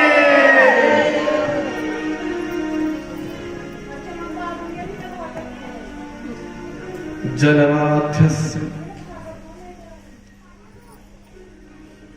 जब गोस्वामी तुलसीदास जी ने रामचरितमानस की रचना करी, प्रारंभ में सबको प्रणाम करा। गणेश जी को भी, सरस्वती को, शिव को, पार्वती को, सबको प्रणाम किया। जड़ चेतन चल अचल सबको प्रणाम करने के बाद राक्षसों को भी प्रणाम करा। आपने पढ़ा होगा रामचरितमानस में 1-2 अध्याय तो प्रणाम में ही निकल गए। किस किस को प्रणाम करे, बहुत सारे हैं। अब जब गोस्वामी जी ने को कुछ नहीं सूझा कि भाई ऐसे यदि प्रणाम करता रहूंगा एक एक व्यक्ति को, तो आधी रामायण तो प्रणाम में निकल जाएगी। तो उन्होंने अंत में एक बात कह दी, क्या? सिया राम मैं एक काम करता हूं, मूल को प्रणाम कर लेता हूं। मूल में जड़ में जल डाल दो, तने पत्ते फूल फल तक तो अपने आप पहुंच जाएगा। आकाशात पतिदम तोयम यथा गच्छतु सागरे सर्वदेवम नमस्कारम केशवम प्रतिगच्छति। आकाश से जो जल बरसता है, चाहे वो गांव में गिरे, चाहे खेत में गिरे, चाहे शहर में गिरे, चाहे नाली में गिरे, चाहे नदी में गिरे, अंत में वो जल कहाँ जाता है? सागर में ही तो जाता है, समुद्र में ही तो जाता है। उसी प्रकार अनेक देवी देवताओं को प्रणाम जो हमने किया, वो अंत में भगवान तक ही तो जाना है। तो जब भगवान तक ही जाना है, तो क्यों ना सीधे भगवान को ही प्रणाम कर लिया जाए। व्यास जी ने सोचा यदि मैं भी गोस्वामी जी की तरह एक एक को प्रणाम करूंगा, तो भाई आदि भागवत प्रणाम में निकल जाएगी। तब श्री वेद व्यास जी ने सोचा कि मैं भगवान को ही प्रणाम करता हूं, लेकिन क्या क्या करके प्रणाम करूं? यदि कहता हूं कृष्णम परम धीमहि, तो जो कृष्ण के भक्त हैं वो तो प्रसन्न हो जाएंगे, लेकिन राम के भक्त नहीं आएंगे। क्यों भाई? व्यास जी ने तो पहले श्लोक में कह दिया कृष्णम परम धीमहि, अर्थात भागवत तो कृष्ण भक्तों की है, तो राम जी के भक्त क्यों आएंगे सुनने? यदि कह देते हैं कि रामम परम धीमहि, तो राम जी के भक्त तो आ जाएंगे, पर बाकी नहीं आएंगे। कोई शिव को मानने वाला है, कोई दुर्गा को मानने वाला है, कोई गणेश को मानने वाला है, ये तो गड़बड़ हो जाएगी। यदि कहते हैं शिवम परम धीमहि, शिव के भक्त आ जाएंगे, पर रामकृष्ण के नहीं आएंगे। भाई सीधी बात है। व्यास जी ने सोचा मैंने तो ग्रंथ की रचना सबको जोड़ने के लिए बनाई है, कि सारे धर्म को मानने वाले चाहे किसी भी पंथ के अनुयायी हो वो भागवत से जुड़े। लेकिन यदि मैं नाम ले लूंगा कृष्णम परम धीमहि रामम परम धीमहि, तो भैया ये सब लोग बट जाएंगे, एकत्र नहीं हो पाएंगे। और कथा का काम है सबको जोड़ने का। तब श्री वेद व्यास जी ने ना कहा कृष्णम परम धीमहि, ना कहा रामम परम धीमहि, ना कहा शिवम परम धीमहि, कह दिया सत्यम परम धीमहि। मैं सत्य को प्रणाम करता हूं, परम सत्य को प्रणाम करता हूं। क्यों? बोले सत्य राम भी है, सत्य कृष्ण भी है और सत्य शिव भी है। यहां से एक बात सिद्ध होती है, ये भागवत केवल कृष्ण की नहीं है, भागवत केवल राम की नहीं है, भागवत केवल शिव की नहीं है, भागवत में सबका वर्णन है। भागवत सार्वभौम स्वागत करती है, तुम किसी को भी मानने वाले हो आओ कथा में। यदि नाम कृष्ण का लिया जाए और तुम शिव को मानने वाले हो तो सोचना कि मेरे शिव की कथा चल रही है। तुम राम को मानने वाले हो तो सोचना मेरे राम की कथा चल रही है, क्योंकि सत्य सब है। ये अमर ग्रंथ, ये मुक्ति पंथ, ये पंचम वेद निराला, नव ज्योति जगाने वाला। बोलो जी, ऐसे आरती गाते हैं ना। अब कथा में 12 बजे आओगे तभी तो पता लगेगा ना कौन सी आरती हो रही है। पहली आरती यही होती है, जो शुरू में उपस्थित होंगे उन्होंने इस आरती का लाभ लिया होगा। अब देर से आने वालों को कैसे पता लगेगा? ये अमर ग्रंथ, ये मुक्ति पंथ, पंचम वेद निराला, नव ज्योति जगाने वाला। ये अमर ग्रंथ, ये मुक्ति पंथ, ये पंचम वेद निराला, नव ज्योति जगाने वाला। ये अमर ग्रंथ, ये मुक्ति पंथ, ये पंचम वेद निराला, नव ज्योति जगाने वाला। ये अमर ग्रंथ, ये मुक्ति पंथ, ये पंचम वेद निराला, नव ज्योति जगाने वाला। हरि राम यही हरि धाम यही, हरि नाम यही, हरि नाम यही, जग के मंगल की आरती, पापियों को पाप से है आरती। भागवत भगवान की है आरती, पापियों को पाप से है आरती। ऐसी ये भागवत, इस भागवत में परम सत्य का वर्णन है। दूसरा श्लोक श्री सुखदेव जी का मंगलाचरण है। धर्मः प्रोज्जित कैतवत्र परमो निर्मत्सराणाम सताम, वेद्यम वास्तवमत्र वस्तु शिवदम, तापत्र यो नमोनरम। श्रीमद्भागवते महामुनिकृते किं वा परमेश्वरः, सद्यो हृदय परुद्धित हृदयः शुश्रूषवित्तश्चात्। दूसरे श्लोक में सुखदेव जी ने भगवान को प्रणाम करा और सुखदेव जी ने क्या कहा? धर्मः प्रोज्जित कैतवोत्र परम। देखिए काम की बात है। आज का जो दिन है थोड़ी ज्ञान चर्चा का है। जीवन में ज्ञान भी बहुत जरूरी है। मेरा तो प्रयास यह है कि सरल से सरल शब्दों में आपको भागवत के भावार्थ समझाने का प्रयास करूं। अब ये आप पर निर्भर करता है आप कितना ग्रहण करते हैं। वर्षा तो हो रही है, पर वो वर्षा का जल उसी पात्र में तो गिरेगा ना जो पात्र खुला हुआ रखा है। मान लो बर्तन है, खुला रखा होगा तभी तो उसमें गिरेगा ना।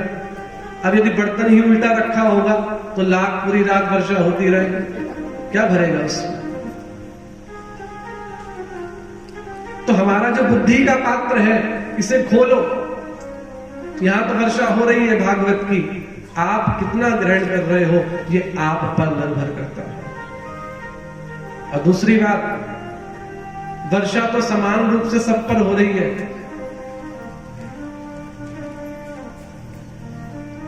लेकिन जरा विचार करो आपका पात्र कितना बड़ा है। आपके हाथ में गिलास है कि बड़ा भगोना है कि उससे बड़ा बर्तन है?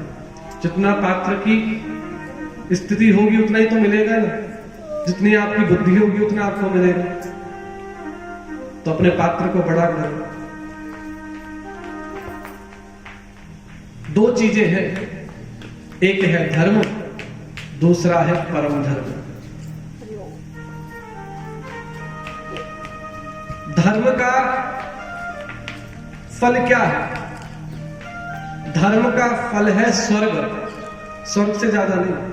धर्म करने से इस पृथ्वी के मनोरथ पूर्ण हो जाएंगे, मनोकामना सुख समृद्धि सब मिल जाएगी, अधिक से अधिक स्वर्ग मिल जाएगा धर्म करने से। लेकिन जो स्वर्ग से भी ऊपर है, भगवान का परम धाम, जो गीता में कृष्ण कहते हैं अर्जुन वो मेरा परम धाम जिसमें जाने के बाद कभी लौटना नहीं पड़ता, उसकी प्राप्ति नहीं हो पाएगी। अच्छा, धर्म से मिलेगा, लोक मिल जाएगा, ऊंचे कुल में जन्म मिल जाएगा, धन दौलत मिल जाएगी, स्वर्ग के सुख मिल जाएंगे, लेकिन भगवान का परम धाम नहीं मिल सकता। और यदि भगवान का परम धाम चाहिए तो उसके लिए धर्म से भी एक श्रेष्ठ है, जिसको कहते हैं परम धर्म। दो शब्द हैं, धर्म और एक परम धर्म। धर्म का फल स्वर्ग है, अब परम धर्म का फल बोलो ना, भगवान का धाम। ठीक है, तो महाराज ये और बता दो कि धर्म क्या है और परम धर्म क्या है? सत्य धर्म है, लेकिन कृष्ण की कथा ये परम धर्म है।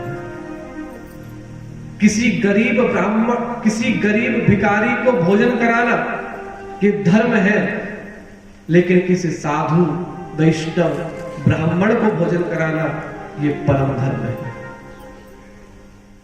किसी गरीब भिखारी को दान करना ये धर्म है, लेकिन किसी साधु ब्राह्मण वैष्णव को दान करना ये परम धर्म है।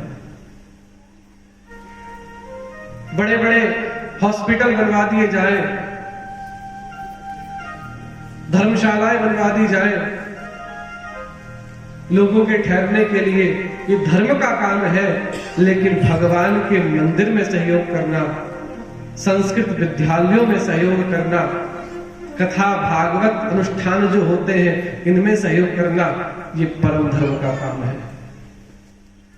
घर के बुजुर्गों के सानिध्य में बैठ करके जीवन जीने की कला सीखना ये धर्म का काम है, लेकिन वैष्णवों भक्तों के साथ बैठ करके भगवान की कथा की सत्संग की चर्चा करना ये परम धर्म का काम है। दोनों में अंतर स्पष्ट कर दिया मैंने, दोनों के फल में भी अंतर स्पष्ट कर दिया।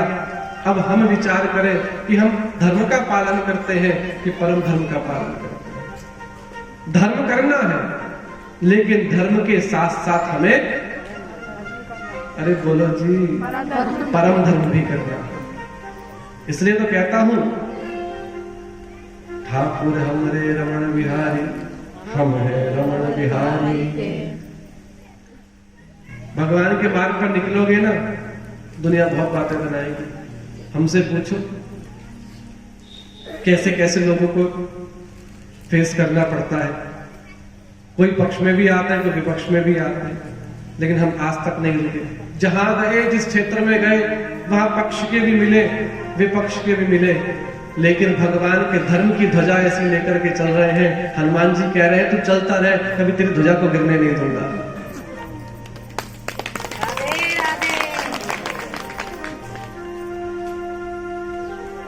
महाभारत के युद्ध में जब युद्ध पूरा हो गया, अर्जुन जिस रथ पर बैठा हुआ था, भगवान ने अर्जुन से कहा, अर्जुन पहले तू रथ से उतर। अर्जुन बोला, प्रभु आपके होते हुए मैं आगे कैसे बढ़ सकता हूं, आप पहले उतरिए रथ से। युद्ध पूरा होने के बाद की बात है, जब पांडवों की विजय हो गई। अर्जुन कहता है, प्रभु पहले आप, लेकिन भगवान बोले, नहीं अर्जुन पहले तू उतर। अर्जुन उतर गया।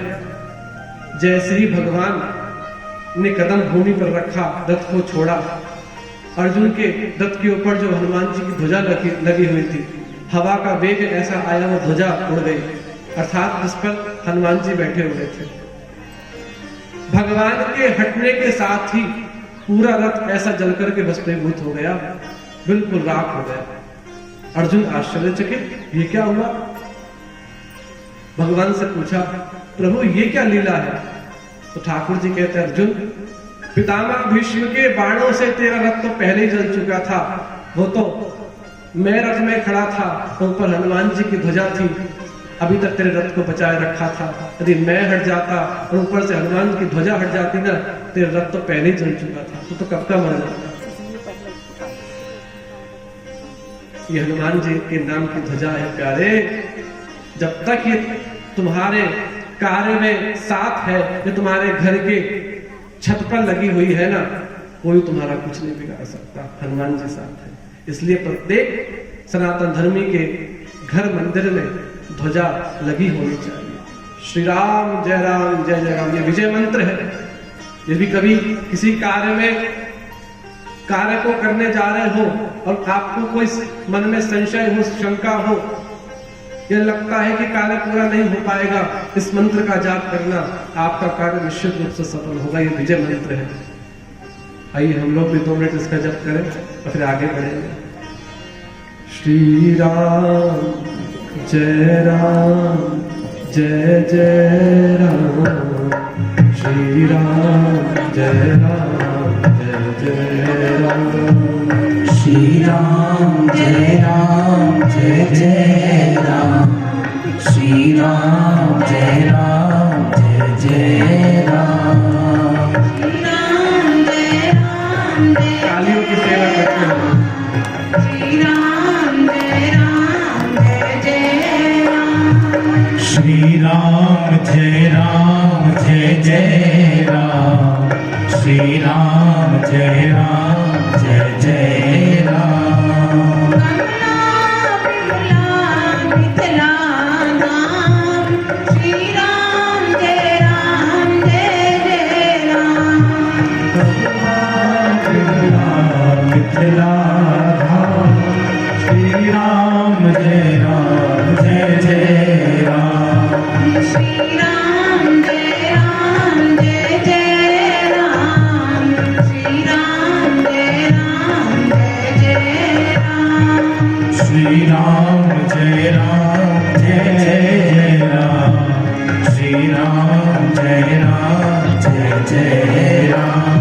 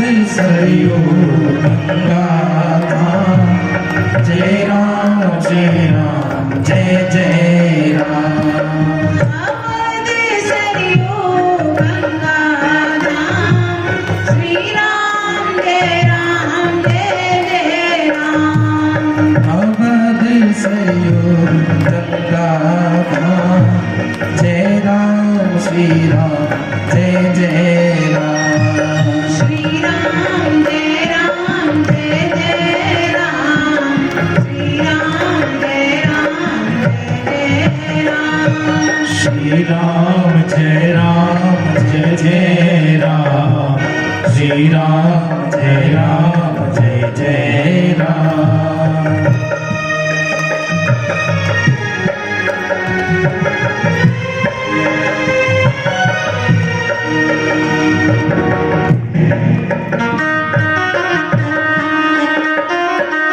तालियों की सेवा करते हुए फिर बार गाएंगे।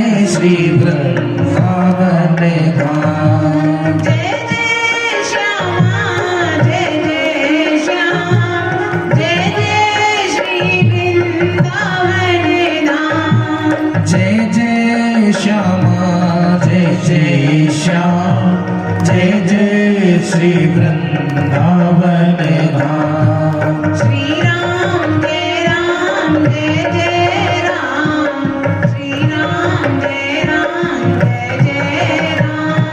श्री राम जय जय राम श्री राम जय जय राम। बोलो श्री राम जय जय राम श्री राम जय राम।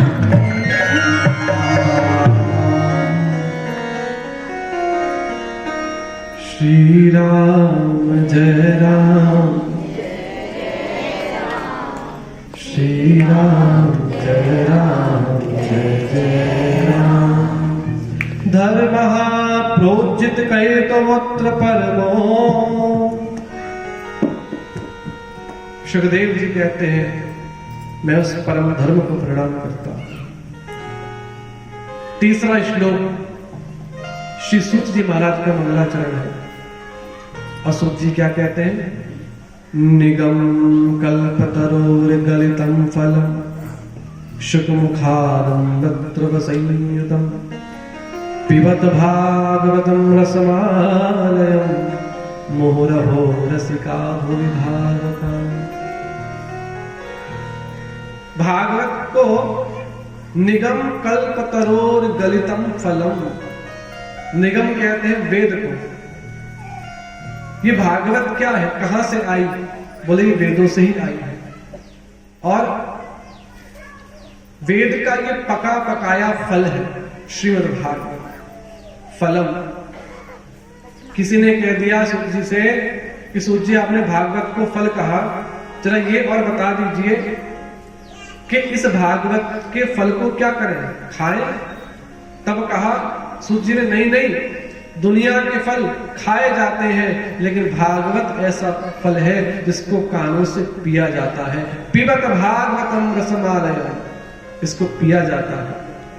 अच्छा, आप ये और बता दीजिए यदि इस फल को पीना है कानों से, पर फल में तो छिलका और गुठली भी तो होता है और कोई भी जानकार व्यक्ति छिलका गुठली नहीं खाता। तो आपने भागवत को फल बता दिया तो यह भी बता दो कि भागवत में छिलका और गुठली क्या है, ताकि हम उसको पहले अलग कर दें।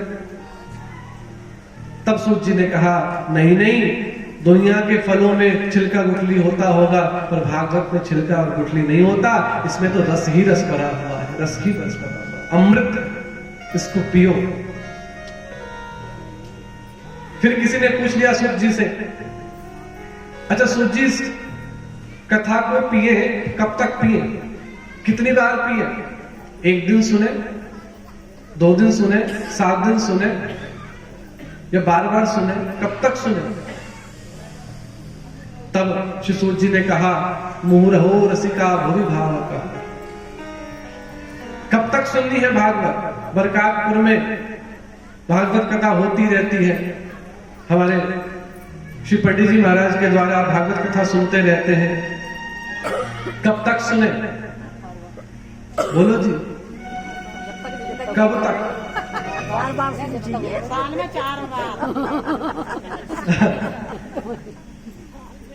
कहीं ऐसे भी होते हैं, हमने निमंत्रण भेजा कि भाई कथा हो रही है, कथा सुनने आओ।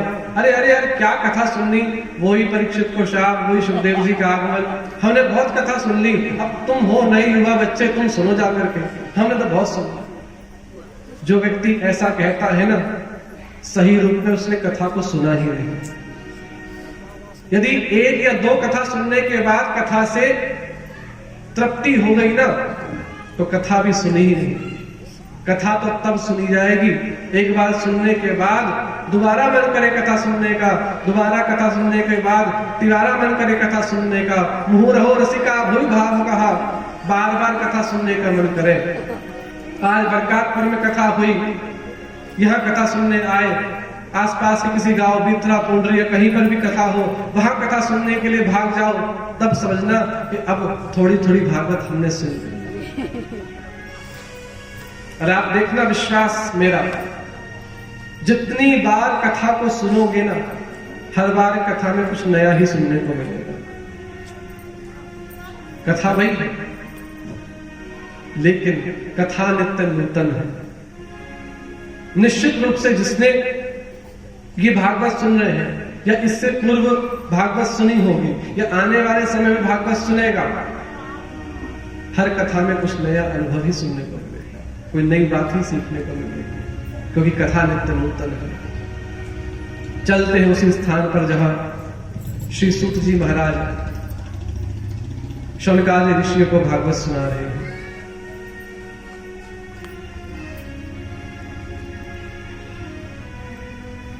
शौनकादि ऋषियों ने कुछ प्रश्न किए। जीव के कल्याण का साधन क्या है? ब्रह्म एक है कि अनेक है? साकार है कि निराकार है? साकार है तो अवतार लेकर के आता है, तो क्यों आता है? अवतार के पीछे हेतु क्या है? और अवतार है भी तो कितने अवतार? कोई कहता है 10 अवतार, कोई कहता है 20 अवतार, कोई कहता है 24 अवतार। किस किस को पूजे? कई तो 24 से भी ज्यादा को मानते हैं। भगवान के मूलतः 24 अवतार है, लेकिन हम जैसे लोगों ने तो अपने नए नए भगवान बना लिए। हर गली मोहल्ले में नए भगवान, नए पंथ। अपने मूल राम कृष्ण को छोड़ करके दूसरों के भगवान को पूज रहे हैं। कोई चद्दर चढ़ा रहा है, कोई कुछ कर रहा है। अरे प्यारे, के अपने देवता कम पड़ गए जो दूसरे धर्मियों के उन स्थानों को पूछते हैं? ये क्या है?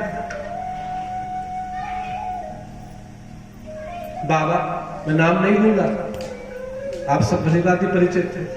जिसका हमारे ग्रंथ में कहीं वर्णन ही नहीं है, उसको भगवान मान करके मंदिर में बिठा रखा। हाँ, बोले भगवान है, जहां हमारे भागवत में किसी ग्रंथ में वर्णन नहीं है।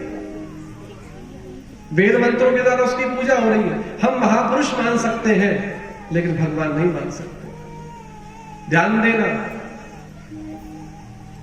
किसको पूजना है, किसको नहीं पूजना, ये हम निश्चित नहीं करेंगे, ये हमारे शास्त्र निश्चित करेंगे। पहले सत्संग में भी बताया था, याद है। हम इतने भ्रमित हैं, आज यहां भटक रहे हैं, कल वहां भटक रहे हैं, कभी इसको पूज, कभी उसको पूज। एक जगह तो श्रद्धा ही नहीं है। सोमवार को भोले बाबा, मंगल को हनुमान जी, बुध को गणेश जी, बृहस्पति को विष्णु भगवान, केले का पेड़, और शुक्रवार को कौन? संतोषी माता। जिस संतोषी माता का किसी ग्रंथ में वर्णन नहीं है, वो संतोषी माता पूज रही है। पता कब से पूजा हुई? जब से वो पिक्चर आई जय संतोषी माता। उससे पहले कोई जानता ही नहीं था, कहीं ग्रंथ में वर्णन नहीं संतोषी माता का। और शनिवार, वो तो भैया नाम से ही पता लग गया, शनिदेव। एक रविवार बचा था छुट्टी का, वो भी सूर्यदेव ने ले लिया। किसको? अब एक मैया थी, आजकल तो मंदिरों में होड़ लगी रहती है मूर्तियों की।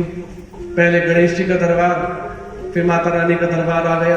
अष्टभुजाधारी दुर्गा विराजमान, सर्वमंगल मांगल्य शिवे सर्वार्थ साधिके शरण्ये त्र्यंबके गौरी नारायणी नमोस्तुते।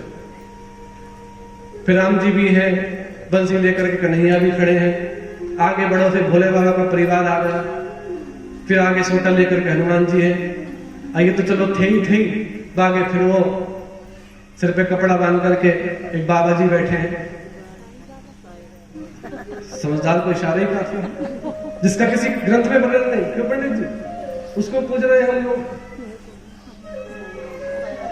अब एक हमारे बीच की बूढ़ी अम्मा थी, सुबह प्रातः काल को भोले बाबा पे जल चढ़ाने के लिए आई। हाथ में एक लोटे में जल लिया, एक दोने में चिनौरी है ना, इलायची दाना जो होता है, पूजा करने के लिए आई। तो जैसे ही मंदिर में प्रवेश करा, मंदिरों में तो होड़ लगी रहती है मूर्तियों की। गणेश जी ने उसने शुरू करा, गणेश जी पे थोड़ा सा जल चढ़ाया, 2 दाने वहां रख दिए। आगे बढ़ी तो अष्टभुजाधारी दुर्गा का मंदिर, थोड़ा सा जल वहां चढ़ाया, 2 दाने वहां रख दिए। आगे बढ़ी तो राम जी का दरबार, सबके आगे थोड़ा थोड़ा जल चढ़ाया, 2 दाने उनके आगे भी रख दिए। भाई राम है, जानकी जी है, लक्ष्मण जी हैं, छोटे से हनुमान जी बैठे हाथ जोड़ करके। आगे बंसी लेकर के कन्हैया, उनको भी प्रणाम कर। अब भयो का लोटे में जल भी खत्म और दोने में चंदौरी भी खत्म, देवता बचे 2। अब बेचारी अम्मा ये सोचे जा रही कि देखो सबन पे जल चढ़ा दिया, अब वो आगे भोले बाबा बैठे थे वो ही रह गए। अरे वो हनुमान जी बैठे तो वो तो ये कहेंगे अम्मा तो सबन पे जल चढ़ा गई, वो छोड़ गई। ये क्या है? श्रद्धा यदि एक जगह होगी तभी फलीभूत होगी। सुनकर जमाने की बातें यूं अपनी अदा मत बदल, विश्वास रख अपने खुदा पर, यूं बार बार खुदा मत बदल, यूं बार बार खुदा मत बदल। एक ही साधे सब सधे और सब साधे सब जाए, एक को साधन। अब इसका मतलब ये नहीं कि औरों की उपेक्षा करनी है, प्रणाम सबको, लेकिन पूजा एक की। जैसे कि एक स्त्री होती है, सेवा सास की भी करती है, सेवा ससुर की भी करती है, जेठ जेठानी की भी करती है, देव देवरानी की भी करती है, लेकिन जितना प्रेम वो अपने पति से करती है, इतना प्रेम वो किसी से नहीं करती। उसी प्रकार हम सेवा सबकी करें, लेकिन कोई सुख दुख हो तो अपने इष्ट, अपने आराध्य से ही कहें, अपने भगवान से कहें, अपने ठाकुर जी से कहें।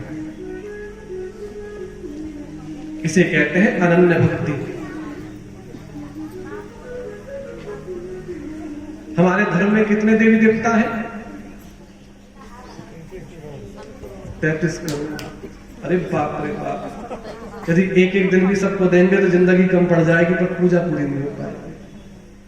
इतने सारे देवी देवता, अब किसको पूजा? हमारे धर्म ने कहा कि भाई सबकी पूजा करने की जरूरत नहीं है। श्रीमद् भागवत कहती है कि केवल पंचदेव है, ये पंचदेव प्रधान है, इनकी पूजा करने से सबकी पूजा हो जाएगी। सबकी जरूरत नहीं है, केवल पंचदेवों की पूजा करनी है। हर प्रत्येक मनुष्य के घर में ये पंचदेवता जरूर होने चाहिए। ध्यान दे काम की बात है। पंचदेव, अन्य किसी की भी रखने की आवश्यकता नहीं घर में मूर्ति फोटो, केवल 5 देवता होने चाहिए। कौन कौन? सबसे पहले गणेश, दूसरे गौरी अर्थात माता दुर्गा, तीसरे सूर्य भगवान साक्षात आकाश पे विराजमान है, तो रखने की सूर्यदेव की आवश्यकता नहीं, आकाश में साक्षात है। आज तो सुबह कोहरा इतना था, जब सुबह उठे प्रातः काल महाराज कोहरा बरस रहा था, लगता नहीं था कि धूप निकलेगी। हम तो बोल रहे थे कि भाई ब्रजेश जी, मीना जी बताओ क्या होगा आज, यदि कोहरा रहा धूप ना निकली भाई कार्यक्रम कैसे होगा? बोले महाराज जी चिंता ना करो, हमें अनुभव है गांव का, धूप जरूर निकलेगी। तो देखो बात बिल्कुल सही, सूर्यदेव ऐसे चमचमा रहे हैं, शायद पीछे धूप में बैठने वालों को बैठना भारी पड़ रहा होगा, इतनी धूप लग रही है। ये क्या है? ये ठाकुर की कृपा ही तक है। जब तक श्रीमद् भागवत स्थापित नहीं हुई, न जाने कितने विघ्न आए, और जब भागवत स्थापित हो गई तो जरा बताना कौन सा विघ्न आया। इसलिए तो कहता हूं, एक बार उसको पुकार करके तो देखो। प्रबल प्रेम के पाले पढ़कर प्रभु को नियम बदलते देखा, अपना मान भले टल जाए, भक्त मान न टलते देखा, अपना मान भले टल जाए, भक्त अमान न टलते देखा। प्रेम के पाले पड़कर प्रभु को नियम बदलते देखा। प्रबल प्रेम के पाले पड़कर प्रभु को नियम बदलते देखा। अपना मान भले टल जाए, भक्त का मान न टलते देखा। अपना मान भले टल जाए, भक्ति का मान न टलते देखा। अपना मान भले टल जाए, अपना मान भले टल जाए, भक्त का मान टलते देखा। भक्ति का मान न टलते देखा। प्रसंग तो आगे का है, लेकिन स्मरण आगे कथा तो कह रहे हैं। ठाकुर जी का कहना है कि अपना मान भले टल जाए, लेकिन अपने भक्त का मान कभी टलने नहीं चाहिए। जब महाभारत का युद्ध हुआ, इधर पांडवों की सेना, उधर कौरवों की सेना,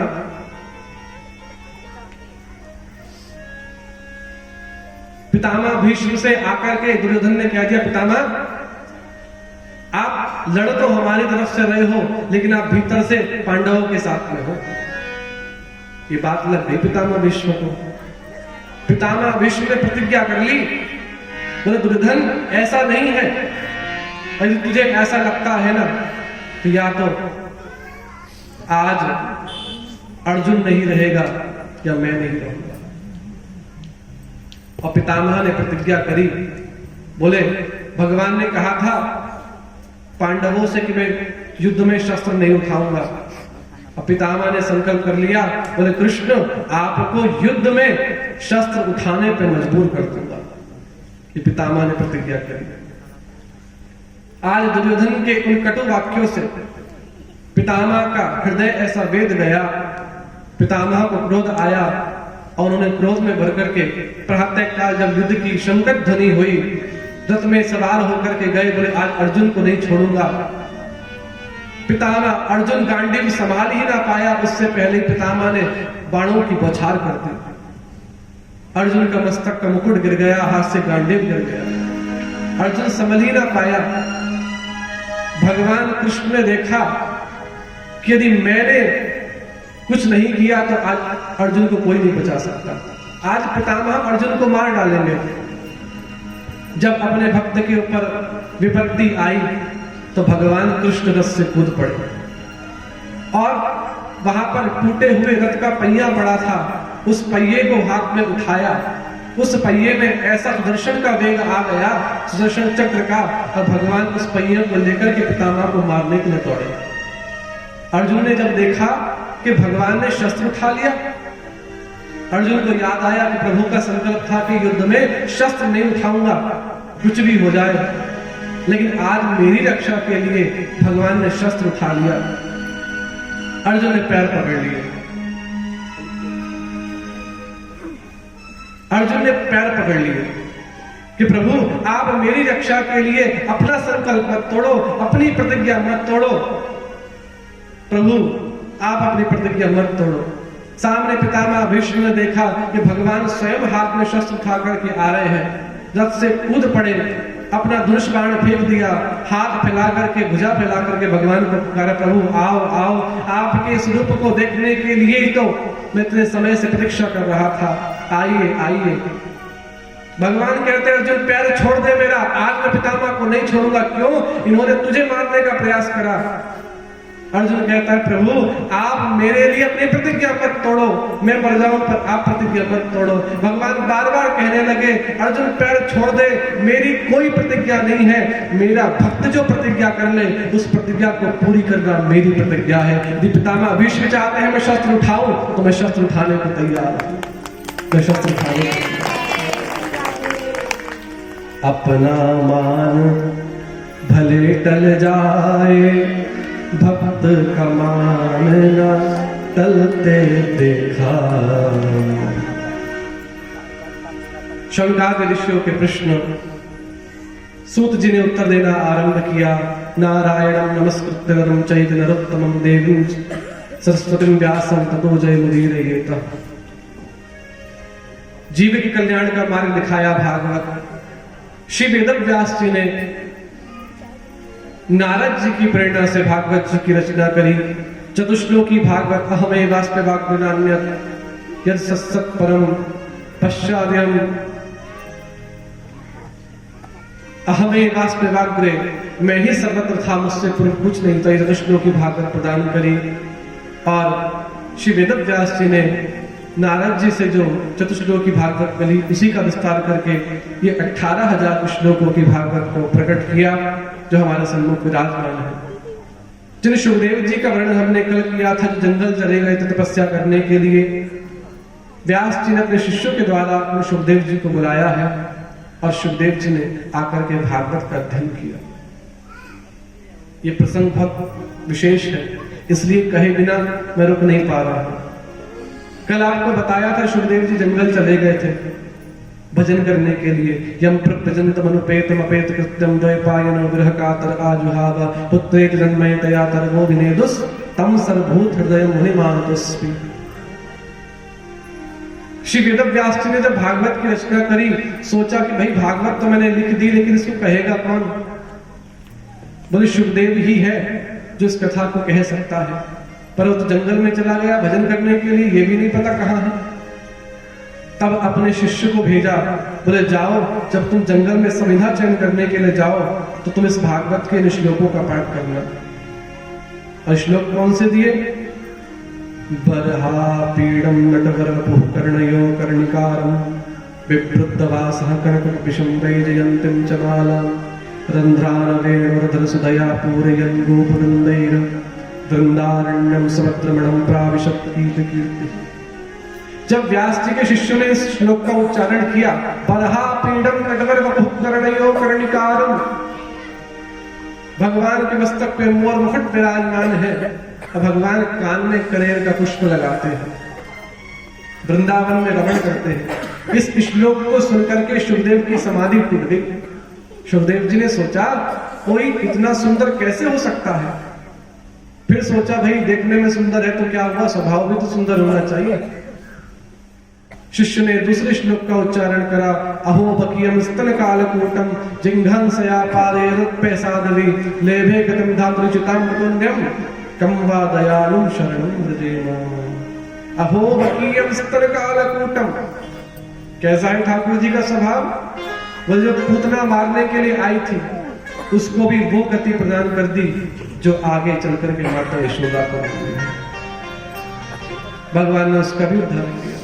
सुखदेव जी ने जब सुना दूसरा श्लोक कि इतना सुंदर स्वभाव, समझ गए कि किसी साधारण पुरुष की बात नहीं हो रही, कि साक्षात भगवान की बात हो रही।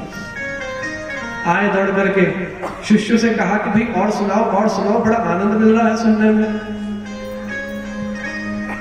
शिष्यों ने जब देखा दिगंबर वेश, केश खुले हुए, डर गए छोटे छोटे बच्चे। बोले महाराज हमें तो दो ही आते थे, गुरु जी ने दो ही सिखाए। बोले ज्यादा जानना है तो हमारे गुरु जी के पास चलो, वो बताएंगे। तो शिष्य के पीछे पीछे श्री सुखदेव जी आ गए। अब व्यास जी ने जब आज देखा कि शिष्यों के साथ मेरा बेटा सुखदेव आ गया, तो व्यास जी ने कहा सुखदेव से, बेटा तू तो घर छोड़ करके चला गया था, तो घर वापस क्यों आया? ध्यान दे, सुखदेव जी ने कितना प्यारा उत्तर दिया। व्यास जी ने कहा कि तू तो घर छोड़ करके चला गया था भगवत प्राप्ति के लिए, तो वापस क्यों आया घर? सुखदेव जी कहते हैं, व्यास जी देखिए अभी भी पिता को पिता नहीं कह रहे हैं, अभी भी व्यास जी ही कह रहे हैं। ऐसा वैराग्य कि व्यास जी घर छोड़ करके गया था भगवत प्राप्ति के लिए, और आज घर वापस आया हूं भागवत प्राप्ति के लिए। मुझे आपसे मतलब नहीं है, मुझे घर गृहस्थी से मतलब नहीं है। घर भी छोड़ने का कारण भगवान की प्राप्ति था, घर वापस आने का उद्देश्य भी भागवत अर्थात भगवान की प्राप्ति है। शुभदेव जी ने भागवत का अध्ययन किया। शुभदेव जी की तो बात हो गई। अब भैया वक्ता के विषय में तो सुन लिया, लेकिन जो भागवत के जो श्रोता है कौन है? श्री परीक्षित जी महाराज। उनको जानने के लिए हमें भागवत में के अंतर्गत हमें महाभारत में प्रवेश करना होगा। ये महाभारत से ही परीक्षित की जन्म की कथा का उदय होता है। शौनकादियों ने पूछ लिया था सूत जी से, बोले प्रभु आप तो हमें भागवत सुना रहे थे कि भागवत में महाभारत कहां से आ गई? तब सूत जी ने कहा, हे शौनकादियों, महाभारत की कथा से ही परीक्षित का जन्म होगा, उसकी कथा का जन्म होगा। तब शौनकादि कहते हैं यदि महाभारत की कथा से परम भक्त परीक्षित की कथा उदय होगी तो हमें अवश्य ही महाभारत के इस प्रसंग को सुनना है। आइए परीक्षित जी की कथा को श्रवण करने से पूर्व 2 मिनट हरिनाम कीर्तन, उसके पश्चात हम आगे बढ़ेंगे।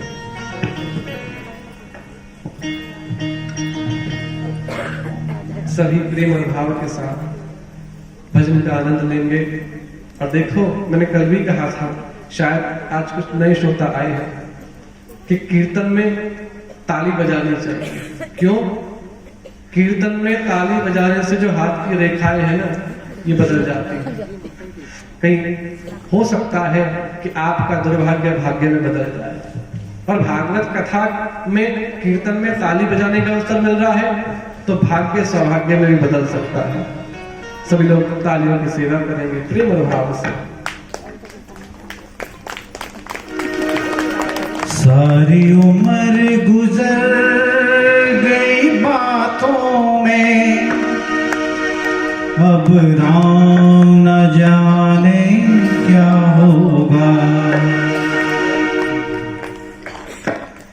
सारी उम्र गुजर गई धोखे में, उम्र गुजर गई धोखे में, अब राम न जाने क्या होगा।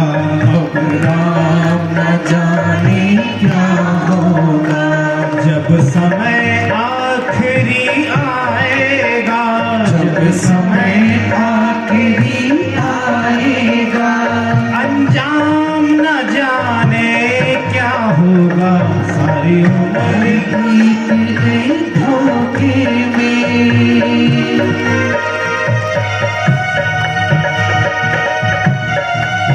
परीक्षित जिसकी कथा का प्राकट्य महाभारत से होता है। ये महाभारत क्यों हुआ? महाभारत के पीछे कारण क्या था? यदि हम गीता के पहले श्लोक पर विचार करें, जहां धृतराष्ट्र ने संजय से पूछा, धृतराष्ट्रवाच धर्मक्षेत्रे कुरुक्षेत्रे समवेताः सभः मामकाः पांडवाश्चैव किम कुर्वत संजय। यदि इस श्लोक पर विचार कर लिया तो महाभारत होने के पीछे कारण स्पष्ट हो जाएगा। धृतराष्ट्र कहता है संजय धर्मक्षेत्र में कुरुक्षेत्र में मामकाः पांडवश्चैव, मेरे पुत्रों ने और पांडु के पुत्रों ने क्या किया। बस इसको यदि समझ लिया ना तो महाभारत का कारण समझ में आ जाए। धृतराष्ट्र ने कहा कि मेरे पुत्र और पांडु के पुत्र, जहां मेरा और तेरा आ गया तो भैया महाभारत तो होनी है। धृतराष्ट्र ये भी तो कह सकता था कि हमारे बच्चों ने क्या किया, लेकिन नहीं, मेरे और पांडु के पुत्र, जहां मेरा और तेरा आ गया भैया महाभारत तो निश्चित होनी ही।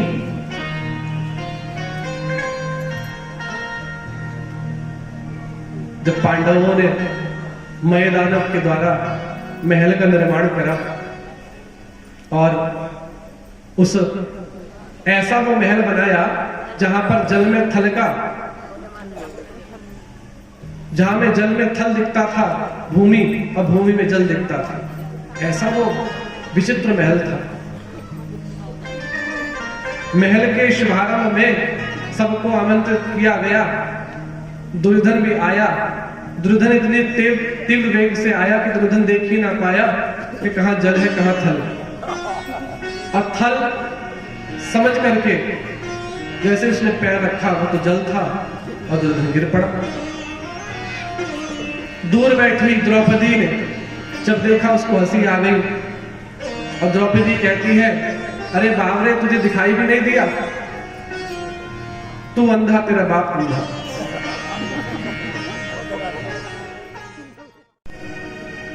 जो द्रौपदी के साथ भगवान कब तक नहीं सुनता, जब तक जीव का पूर्ण समर्पण नहीं होता। जब द्रौपदी ने देखा कि मैं भी अपने आप को नहीं बचा पा रही हूं, तब द्रौपदी ने दोनों हाथ खोल करके भगवान को पुकारा, हे द्वारिकाधीश रक्षा करो। बाके बिहारी, बाके बिहारी, हे गिरधारी, लाज रखो हे कृष्ण मुरारी, लाज रखो हे कृष्ण मुरारी, कृष्ण मुरारी, कृष्ण मुरारी, बाके बिहारी, लाज रखो हे कृष्ण मुरारी, लाज रखो हे कृष्ण मुरारी।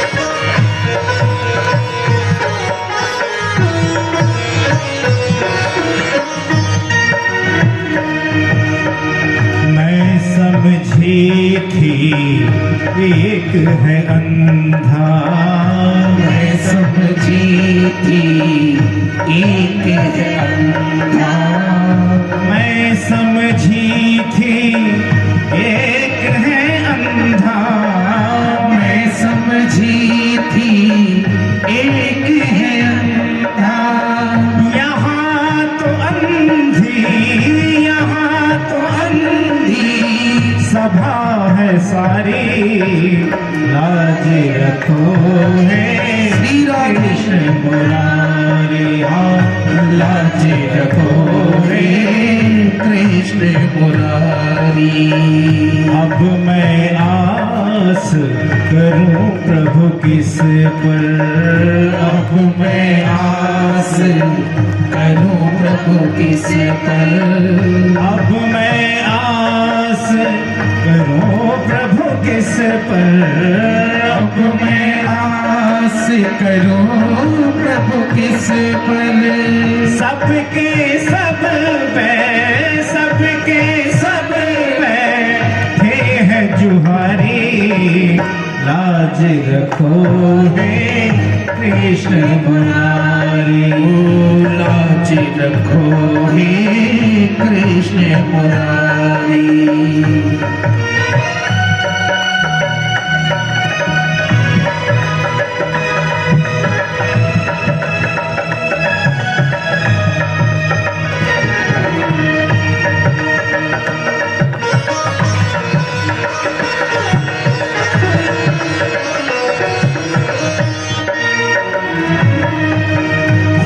को कहता है बलशाली, खुद को कहता है बलशाली।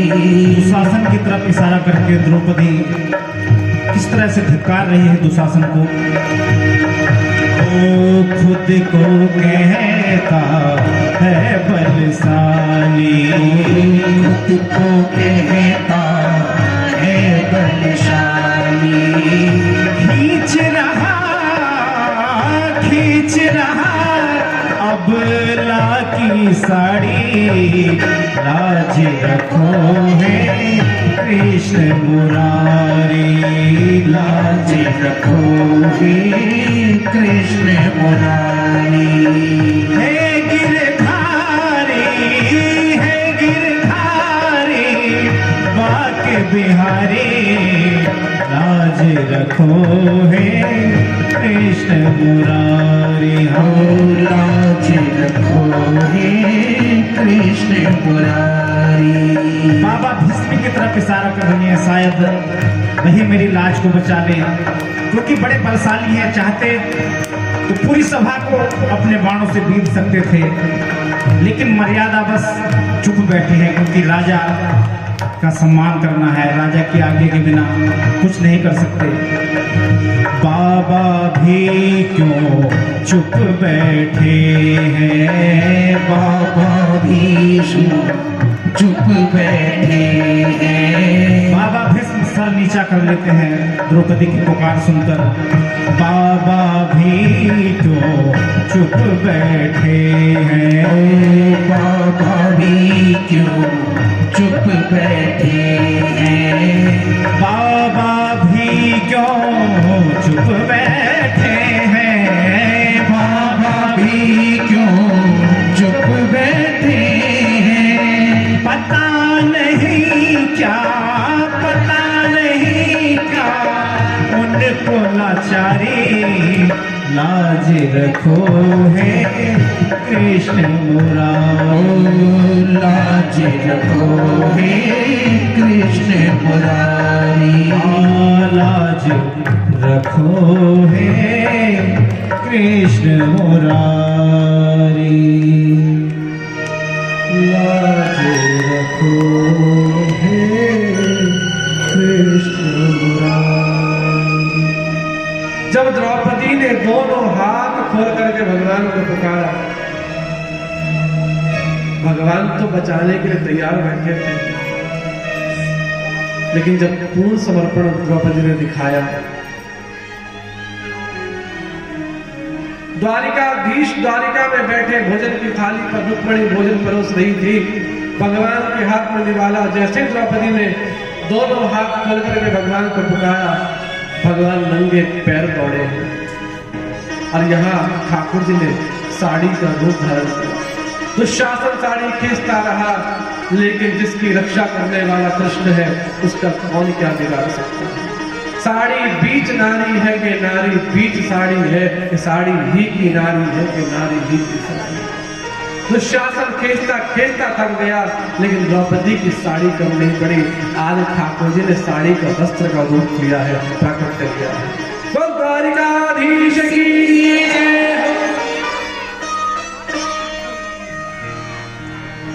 जुए में भगवान ने तो रक्षा कर ली, लेकिन पांडवों को 12 वर्ष का ज्ञात, 1 वर्ष का ज्ञातवास मिला। उस 13 वर्ष के वास को पूरा करके जब पांडव दुर्योधन के पास आए, अपना राज्य मांगा, लेकिन दुर्योधन ने क्या बात कही, सुई की नोक के बराबर भूमि नहीं दूंगा बिना युद्ध के, मेरा है मेरा ही रहेगा।